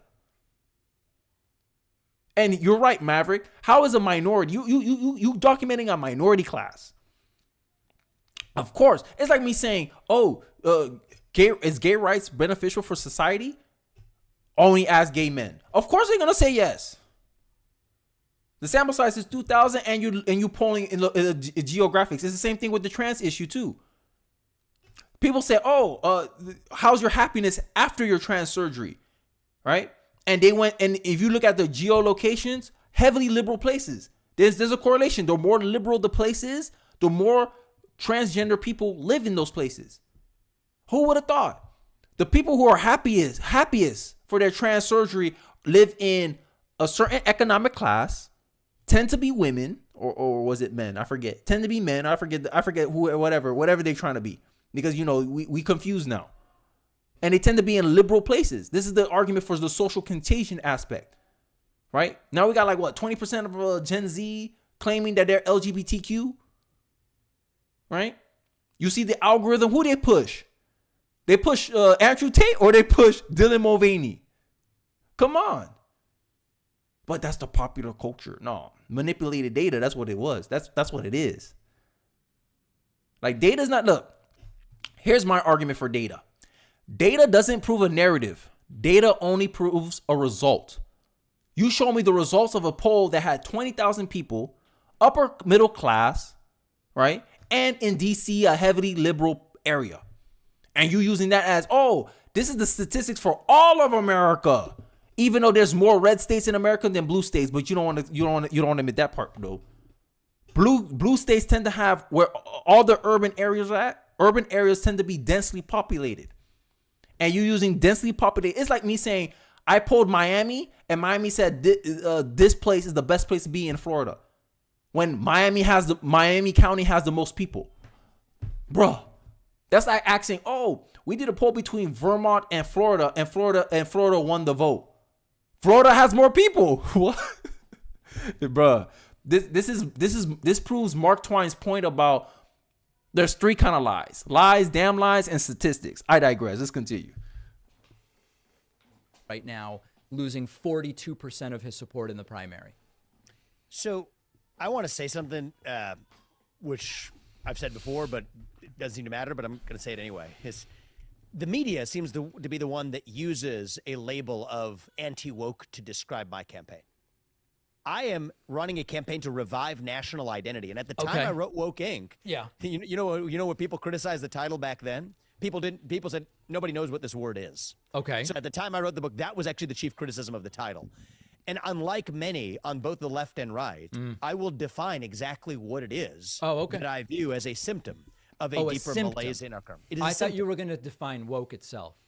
No, well, wokeness is a symptom, and I will define the symptom, but it is also a deeper cancer. And wokeness is a worldview that says that there are certain invisible social relationships between us, grounded on oppression or oppressor relationships and statuses of people. Marxism. Based on race, gender, and sexuality. That you're either oppressor or oppressed based on those genetic attributes, that there are invisible societal injustices resulting from them, and that we have to be awake, alert to those injustices. I'm a black man, and because I'm a black man, you guys got to give me $500 super chats or you're a racist. Sorry, I could have that one in. Oh my God, yo, that was funny. That was funny. I heard the truest quote ever, and black conservative man, of course, I have to be the one to break it. I heard a saying where for these race hustlers, white guilt is black power. Like black power is solely tied to white people feeling guilty for their whiteness. That's wokeism in a nutshell. I digress though. Let Vivek finish. And then correct for them. Left or right, I think that's a neutral definition that describes at least what we're talking about here. I have a different one, which is much simpler, which is simply becoming woke is becoming aware that there are problems in our society bigger than any one person's circumstances. That's how I define it. And I know it's very different from what you're saying. That's a slightly different definition. What? I don't understand. So because that's not wokeness. I'm sorry, that's not wokeness. Because I've seen people where if I claim, I'm on my live stream, right? If I sit here and claim that racism is a minor inconvenience in my problem, people are going to shout down to me and say, it is a problem in your life, Kenny. It is. But I'm saying, wait, I thought it was bigger than one person's experience, right? Right? Oh, it's your experience, but that's not the experience. Okay, how you know what the experience is for most black people? Oh, I lived it. Well, you haven't been in every black person's shoes. How do you know every black person? Why should we assume that every black person has experienced racism because they're black? Isn't that racist? Right? I could play the same game. Bro, this is the kind of questions I ask. You see why I used to get hit as a kid. I was a white kid. I was 2 years old. I was a kid that, why, mom? Why this? Why that? What? It followed me till adulthood, guys. And one that is set up for more people to agree with it. But I think that that's not, I respectfully, David, that's a definition that on its own does not support the specificity of policies that vague. This is why liberals are so cocky. They don't like defining stuff. The worst thing you could do to a liberal is ask them to define something and be specific about it. They'll cry. They'll literally cry. They'll run. Huh? You want me to specify what systematic racism is? Oh, you just don't get it, Kenny. Oh, you need to educate yourself. If I have to tell you what systematic racism is, you need to educate yourself, Kenny. That's the argument I get. I said, so you don't know what you're talking about. So you don't know you don't even know what I'm disagreeing with. Right? So when I sit here and say systematic racism doesn't exist, you're proving my point because you can't even define it for me. Oh, I can. It's just you're too ignorant to understand, Kenny. Right? It's always me. Like it's always you the problem for not understanding. When the reality, and this is the smugness, it's on them to prove that what they're saying is the case, is the reality. I digress though. Let's continue. Follow from it. Right, racial quota systems in boardrooms. The fact that a company cannot list on NASDAQ unless it has a certain number of quotas, which is filled racist. by racial minorities. Exactly. It's the same argument if I said, hey, you're only allowed to go public if you have an all-white board member. board of directors. It's the same thing. You just call that racist. It's the same thing to require, hey, you need a specific person of a specific color, gender, or sexual orientation to be on your board. It's the same thing. Sorry, not sorry. It's the same thing. Because end of the day, I'm for equal opportunity, not equal outcome. But I digress. Sexual minorities on its board. That is a much more specific instantiation that closely tracks my definition of wokeness. Wokeness is, for the systematic racism point, this is a joke I like to say, or this is one of my clapbacks. I say, oh, a institution is systematically racist until people like you take over. Then it's not systematically racist anymore. That's what they're gonna tell you. That's what they're gonna do. Oh, this company is not systematic racist anymore because they got a chief DEI officer. That's the purpose of chief DEI officer. It's a I forgot it. It's a I say a test. It's like skin in the game to show your fertility, your loyalty to the wokeism, to wokeness. Oh, you got a DEI officer? You're not a systematic racist company anymore. Because now you got one of our people in there. You're lining our pockets. You're paying our philosophy. Okay, you're good. You're not systematically racist anymore because we took over. Typical Marxist tactics. It's a bad institution until we running it. Now it's not bad anymore. FBI used to be bad, you know. JFK, we're gonna abolish the FBI. Now we take over FBI. FBI is good. It's trusted.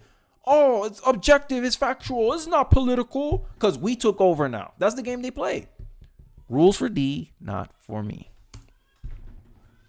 Than a general definition that there are just vaguely some things wrong in the world that are systems that don't result from individual behavior.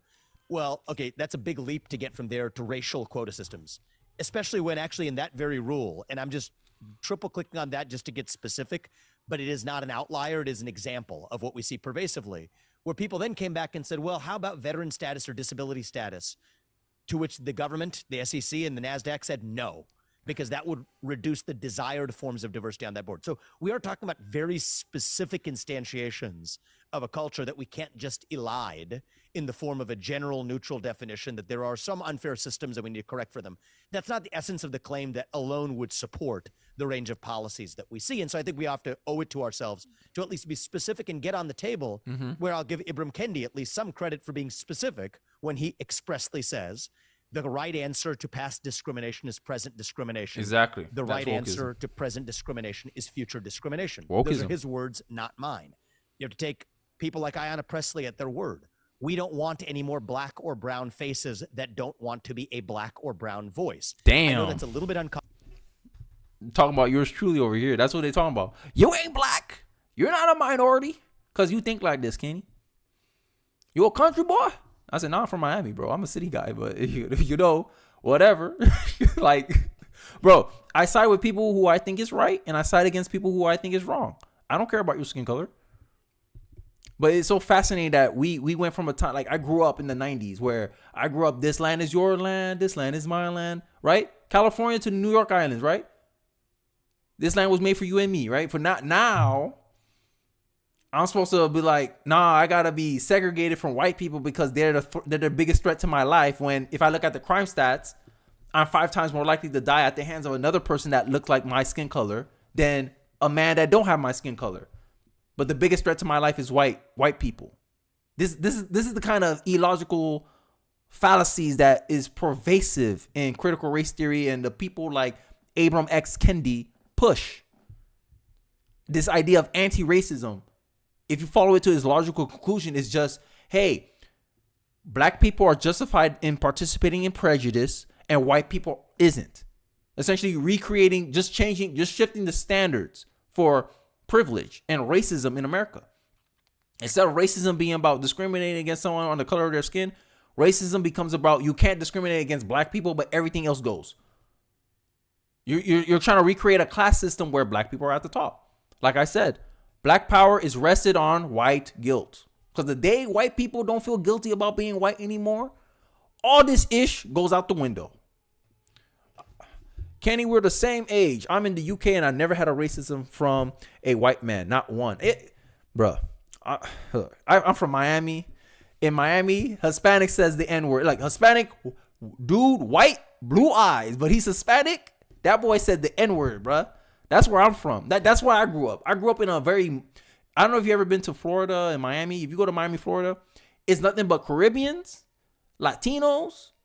Yeah, that's about it. And then white people, and then you got sprinkled African Americans somewhere in there, right? We're a mixed bunch over there in Miami. That's what I'm used to. I'm used to different shades, different color, different ethnicity, different people. All come. Hey, we from Miami. We Miami. Oh, you not from here, bro? I'm from Hialeah, Miami Gardens, Wynwood, Little Haiti. I'm used to that. That's what I'm used to. I'm not used to this. Oh, you ain't black because you talk a certain way. I'm like, I'm from Miami. You must not be from Miami. I work in San Diego and Boston. Exactly. Well, if you ever come down to Miami, you're gonna see. I call it the immigrant nation of the world, because you find all the Caribbean people there. All right. But I digress, man. That's what I'm used to. I'm not used to all this identity politics. Imagine someone told me, "Oh, you can't be friends with that Hispanic person. Oh, Hispanic people can't say the N-word. Look at them. They're white." Imagine that. It'll be a race war. It ain't going to be black and white. It's going to be white versus Hispanic, Hispanic versus white, Asian versus everyone. Like, the reason why I'm against anti-racism is that its only goal in life is to create more division and essentially create race riots and race war. They look at me more like English than being black. I heard the Hispanic bros are super conservative down there. The Cubans are, right? And even in my wife's family, because my wife is a Hispanic, it's a mixed bag. Like half her family is Republican, half her family is Democrat. So it's just the Hispanic community is more politically diverse. I think it's still 60-40, but I mean, if you saw the 2020 election, all the counties went red except one county, and I think that's in Orlando, right? Miami flipped red for the first time in years. So Hispanics are winnable. Hispanics are like, yo, like, we don't like socialism. Democrats, we like RFK Democrats, but if you move more left than RFK, you ain't winning the state of Florida. You ain't gonna win a Democratic Hispanic, because at the end of the day, y'all can say a lot about, like, people outside of Florida, they can talk a lot of ish about Florida. But one thing about Florida is we're a family. Like, we're a family state. Like, we don't play about our family, bro. The Haitians don't play with their family. The Hispanics don't play with their family. Like, Floridians don't play that ish. That's one of the reasons why I think Ron DeSantis won the state at 19%, because we don't play with our kids. Even Florida Democrats agreed with the parental rights and education bill as listed out, not by their narrative, right? So I laugh when they say, "Oh, we're gonna put a travel advisory for black people. Black people got to move out of the state of Florida." I look at them like, y'all crazy as hell. I ain't moving out of this state. This is my home. Native Floridian, born and raised here. I probably will die here. You gonna tell me, oh, it's the worst place to be black? You crazy as hell. But this is the narrative. This is what happens when you don't go out and actually, let me see for myself if Florida is really that bad. Let me verify it for myself. This is what happens when you put your trust in these people. They use it and abuse it for their own ends. But I digress. I've been rambling too long. Sorry for the rant, guys. Let's get back into the video. Comfortable to smoke out, because it makes a lot of my friends on the left uncomfortable, because they don't want to agree with those exact statements, even though they do want to agree with the more neutral definition of wokeness that you provided. But we have to smoke that out, where there are policies that directly track what the leading advocates of this movement have said in their own words. And the smugness of David Pakman is that he's being manipulative there, and he knows he's being manipulative there. Like, he gives this vague statement that no one's going to disagree with. Oh, I just don't want people being discriminated. I just think everyone deserves an opportunity. That's what wokeism is. And if I say no, you're going to paint me as the bad guy.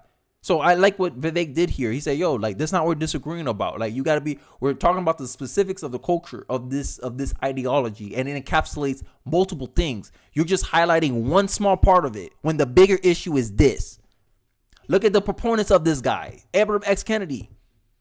The only cure for current discrimination is future discrimination. That's what wokeism stands for. You don't highlight that part, but you want to highlight this part, or you want to hide it away. This is what we're talking about. This is what conservatives have a problem with. I like the fact that Vivek did that.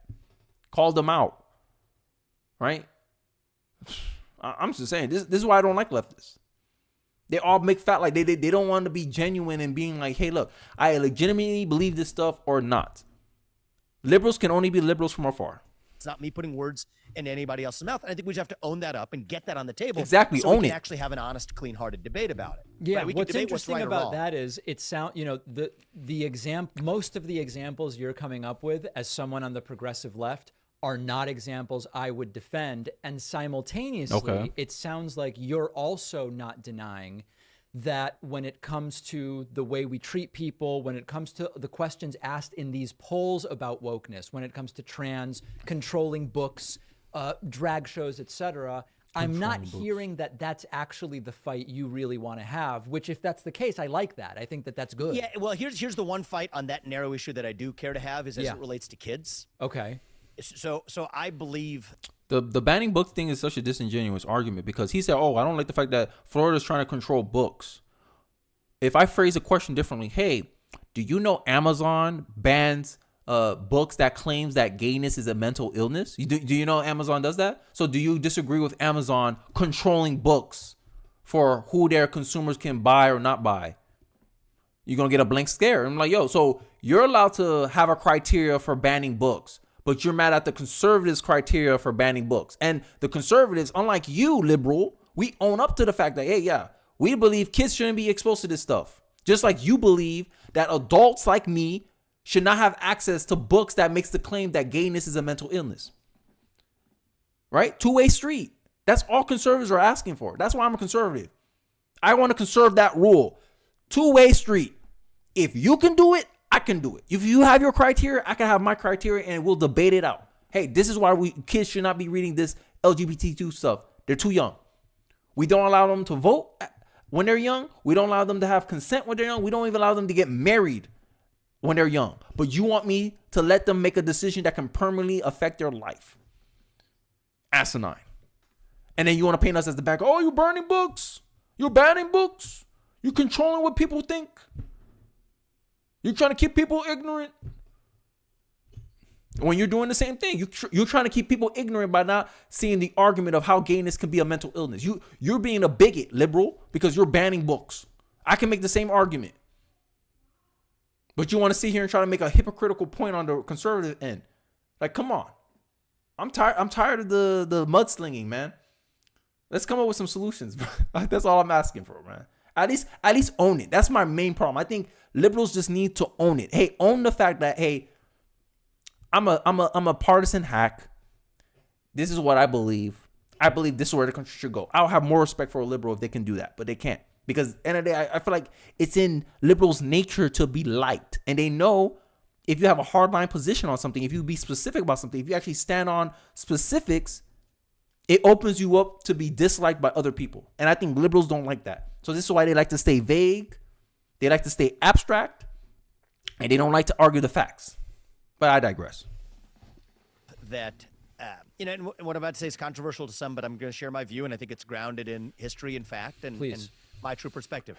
I think that gender dysphoria, especially in kids, is a mental health condition. Oh my God, I agree. And should be treated as such. And for most of our history, all the way through the DSM-4, this is my ideal candidate, guys. DSM-5 has been viewed that way. When a kid says that their gender does not match their biological sex, that is usually evidence that something else is wrong in their life, and we should get to the bottom of that.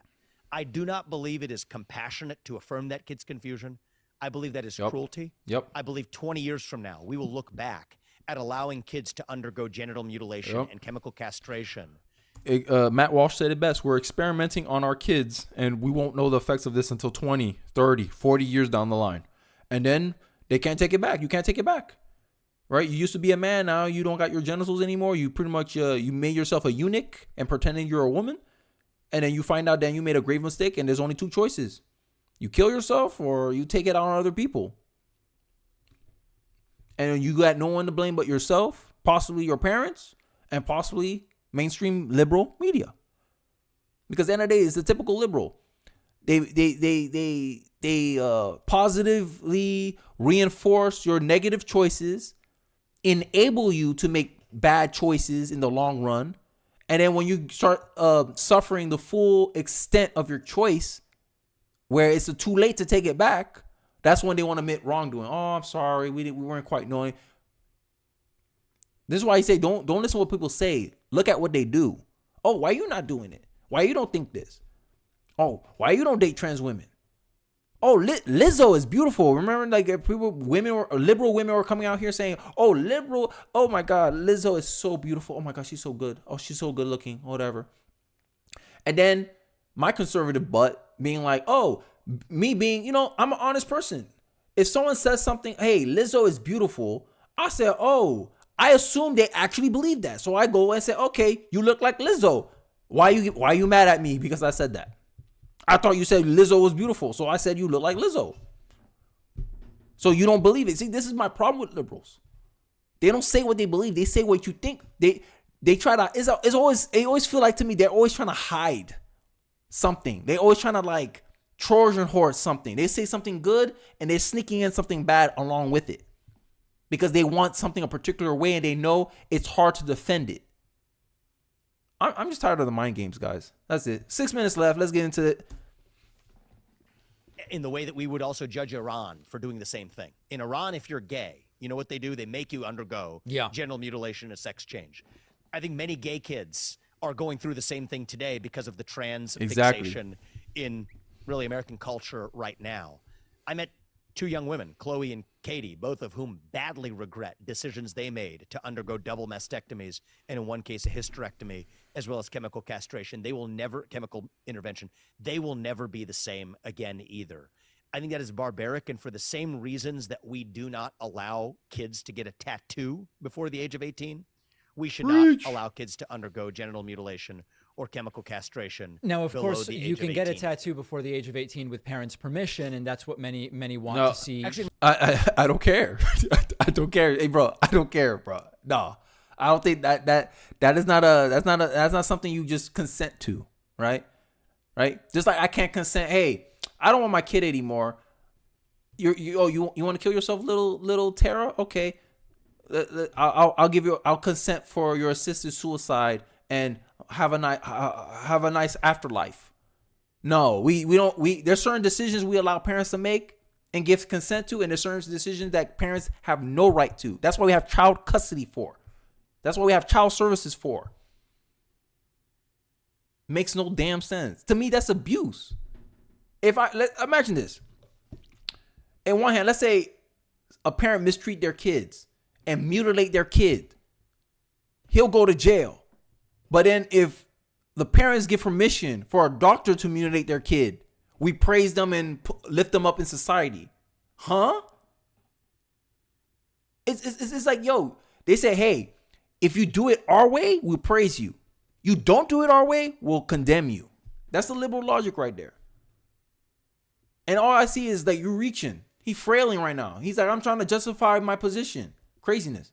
In many states, you can't. I'm not aware of any such states, but I take your word that there are some where that's the case. I'm not aware. On that issue, and we're out of time, and I'm going to let you go because I know that, you're running. That you have a lot of things to get to. On that issue, he blinks pretty fast. I do want to say that in every state I'm aware of, the issue of gender dysphoria in kids does start as a behavioral health intervention. I think the question becomes, and I don't pretend to have an answer to this question at this time. How far is it okay to go beyond that? I am with you that I don't yet believe we have the full 2020 hindsight David, on. The one thing I will leave with you on this too, and you seem like I appreciate your reasoned approach here to having a conversation, something I don't always get, is if gender dysphoria is such a condition of suffering, and I believe it is, in the rare instances in which it occurs, why on earth are we now going out of our way to create more of it? By the social engagement, weaving in the possibilities for gender confusion, exposing it to them, into kids, young impressionable kids. There's a study that I forgot who did this. It's a psychologist. He did a study where kids are unconscious up to the age of 7 years old. That means whatever material you expose to your children, it will live in their subconscious and essentially create their formative psyche, formative personality, right? Because there's a concept where if gender dysphoria is experienced in young kids, if you don't intervene at all, the kids grow out of it. So this is the point of why they want to, we want to put it in kids, because kids are more impressionable. And if they can keep it up, they can essentially create more gender dysphoric kids. Or at least put out this idea that, it's the cool thing to do. It's not cool to be a straight person. That's the idea that you're pushed into. Because to me, government push values. whatever the government doesn't push in the forefront, it gets ignored by the society. So if you push in the forefront LGBTQ victimhood and all this stuff, people are going to strive for that because they want that recognition. It's human nature. Humans, we like to have recognition. We want to be seen. We want to be respected. And if society say this is how you get recognition, this is how you get fame, this is how you get wealth, Dylan Volmady, you do this. And that's the problem conservatives have. Hey, you shouldn't be pushing this thing as an ideal in society. That's what conservatives disagree with. And you as a liberal agree that that's fine. We agree that's not fine. But because we care, you say, oh, why you guys care so much? Because you're pushing out this as the thing to be in society. And it's impressing. And you're trying to impress this upon my young, vulnerable children. This is why I care. Right? Instead of tossing the question on themselves and say, why do we care so much that this stuff has to be out in the open? But we care so much why conservatives criticize it out in the open. I hate the little mental gymnastics a lot of these liberals do when it comes to this stuff. Oh, why do you care so much? You're in no position of authority, liberal. I care so much because you pushing this as to be the standard in society. You want feminine men, and then when these feminine men come out, you want them to cut off their, you know what? Because you want them to be eunuchs. Sterilizing men, pretty much. Feminizing men, sterilizing men, right? Chemically castrating women. And then you get your, depopulation. All the climate changers are saying yay. I digress. I think, to me, this transgender stuff literally, and there's is anti-human. That's pretty much the me landing the plane. good evidence to back this up. When there's one case of gender dysphoria in a school, it spreads. Like you could do the R-squared math on this, right? It's like you could compare that to COVID, the spread of COVID, and you can epidemiologically model this stuff. The woke mind virus. Yes, this is actually having an effect that we're going out of our way to create a condition that we say creates more suffering. I'll give you one example in New Hampshire, where I travel frequently. The state just shot down a piece of legislation. All it said was, if a kid in school identifies as a gender different than their biological sex, the parent has a right to know. Notification. And over a lot of activism and opposition, they shot that bill down, which is odd because the whole premise is that kids are at heightened risk of suicide, in fact.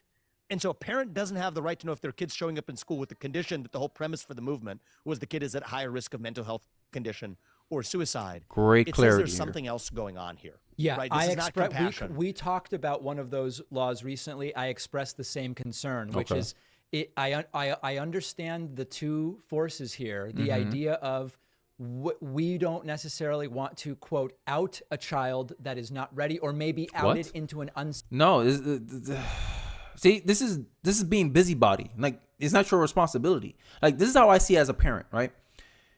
If something happens with my 2-year-old, let's say my 2-year-old comes out as trans, which is not likely going to happen because you can see it based on politics that if your parent is liberal, you're more likely to come out trans than a conservative parent.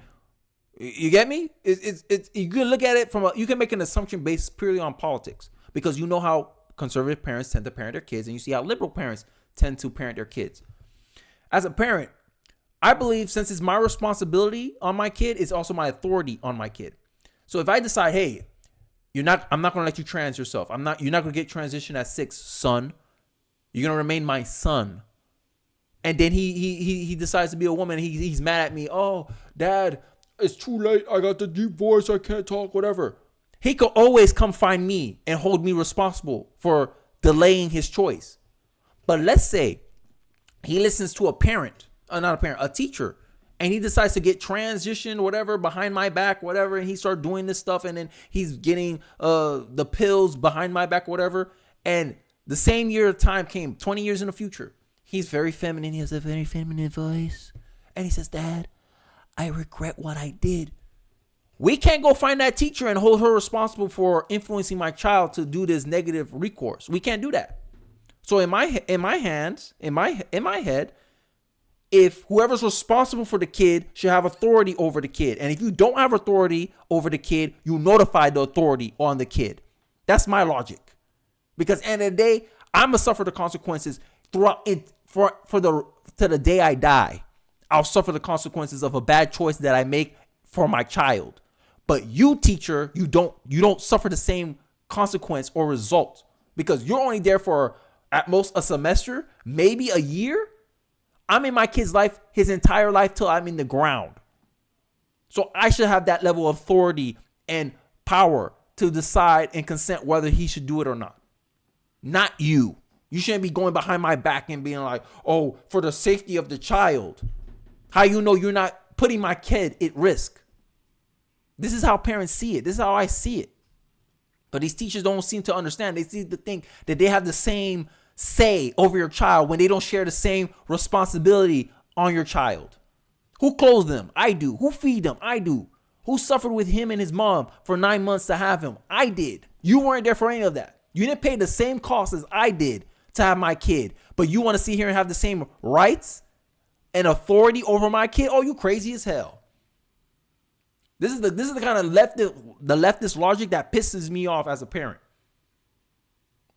My advice, and this is how we say in the hood: stay in your lane, liberal. Stay in your lane, teacher. That's all I got to say. I digress. Safe home environment on the one hand, the other side being exactly what you're saying. So I think all of these issues are more complicated than both and David, sides. Before we rock and roll, not on this, but on just a synthesis of this conversation, I just feel, I'm on a mission to lead not a political party but a nation, and I will share with you a commitment that I'm willing to make, and I hope that provides some inspiration to people who disagree with me on many issues like yourself. I hope you're not about to offer me press secretary. We have to get to know each other better before. Okay. But maybe you're on the short list. I don't know. You'll burn. But here's what I'll say. Yeah. Okay. I think that we all need to do better of smoking out the best argument for the side that we actually disagree with. Yes, exactly. To contend with that. Yep. Not with some Let's steel man arguments, not straw man arguments. I agree. Caricature of it. And so I, for my part, believe that I'm doing that in this campaign. And if you spot an instance where you think I'm not, then get that on the table.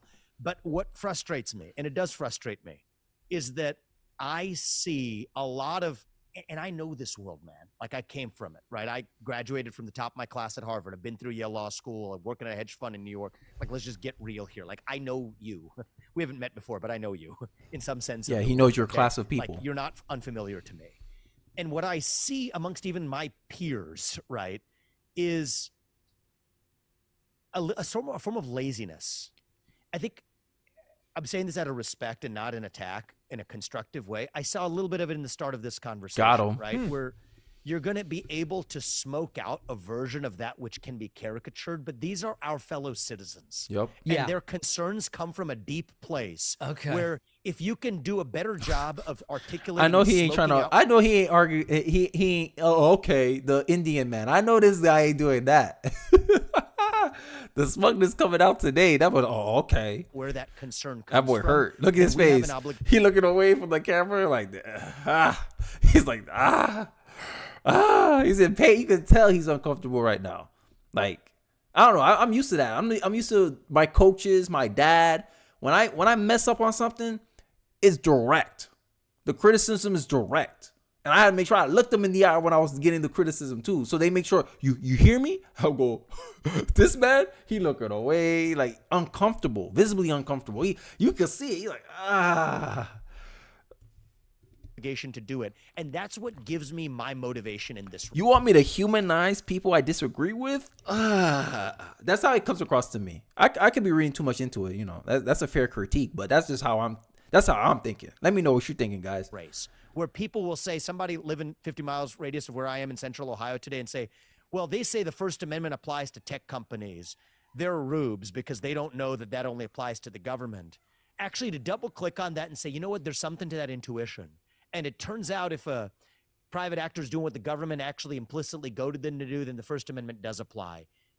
In every instance, to be able to say that when there's something of value there, don't just sweep that under the rug and reject it. Smoke it out, and then let's. Yeah, don't like the liberals' go-to move is dismiss, slander, smear, discount, minimize. Their go-to tactic. Let's have that real debate. I and think with respect that's to the a woke fair or trans point. case, I'll do the same. I am think doing the same. Two-way street. I'm with you in general. I think 3 times now, you've deliberately blurred very different types of issues. We have a real situation in this country where a whole bunch of people think Trump either won or is currently the president. It's very different than tech and First Amendment. We've got to leave it there. That is a disagreement we have about the similarity between those situations. I could talk to you for another hour. I want to be respectful of your time. But thank you, man. Vivek Ramaswamy, he's running for president. That was a good debate. I think Vivek handled himself pretty well. I think he was clear. He got to specifics because at the end of the day, he could the leftist here, David Pakman. Shout out to him for hosting Vivek. It was an interesting conversation. He may in the end, he's saying, "Oh, you're convoluting a lot of things," and he's trying to make the claim that the specifics that Vivek was highlighting of, hey, this is why I disagree with wokeness. Here are the instances. Here are the examples. Here are what I observe.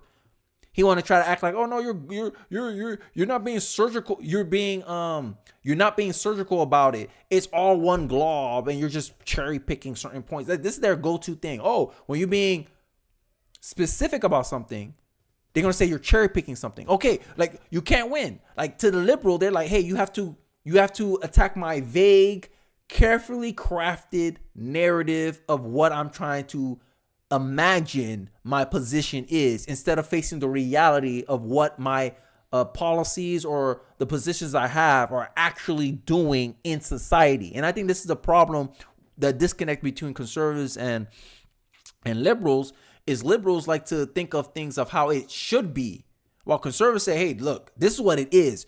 This was your intention. Your intention was to make an equal society, an equitable society. But what you have actually done is created a society where you're discriminating against one group of people for the benefit of another. And that is wrong. And you cannot deny that, right? Past discrimination. To cure past discrimination, you must do present discrimination. To cure present discrimination, you must do future discrimination.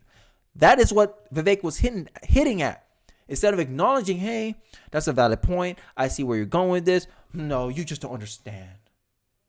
Or you're convoluting the things. I just think it was just a cop out. Like, it's just trying to save face in a way. That's how it came across to me. But Vivek clearly handled himself pretty well, right? I'm gonna say he won because I'm a conservative. So, me being objective here, right? I'm letting you know, hey, I have bias. I already agree with the guy. I got 2 of Vivek's books sitting right here in the corner. So, you already know where my allegiance is, right? But from an objective point of view, I think Vivek handled himself well. He talked clearly. He articulated himself very well. And the disagreement is pretty much what one side prioritized. One side prioritized reality, being specific, highlighting examples and observations, and trying to argue with the other side in the best light, while the other side is just trying to paint a narrative. David Pakman, he's trying to paint a narrative of how people are, trying to strawman the worst aspects of the argument and trying to make it seem like that's the mainstream idea of the disagreements, trying to make himself look holier than thou, self-righteous, typical liberal stuff. Smug. I agree, Maverick. He is smug. In a way, he is smug, right? Based on this interview, he was smug, right? He just, I know it all, bro. No, you just don't understand. That's how it come across to me, the whole interview. You don't understand, Indian man. You don't understand. You're convoluting the stuff together. Maybe I'm being smug too, but I give back what I get. If I see it, I'm gonna give it. That's how I always been as a child.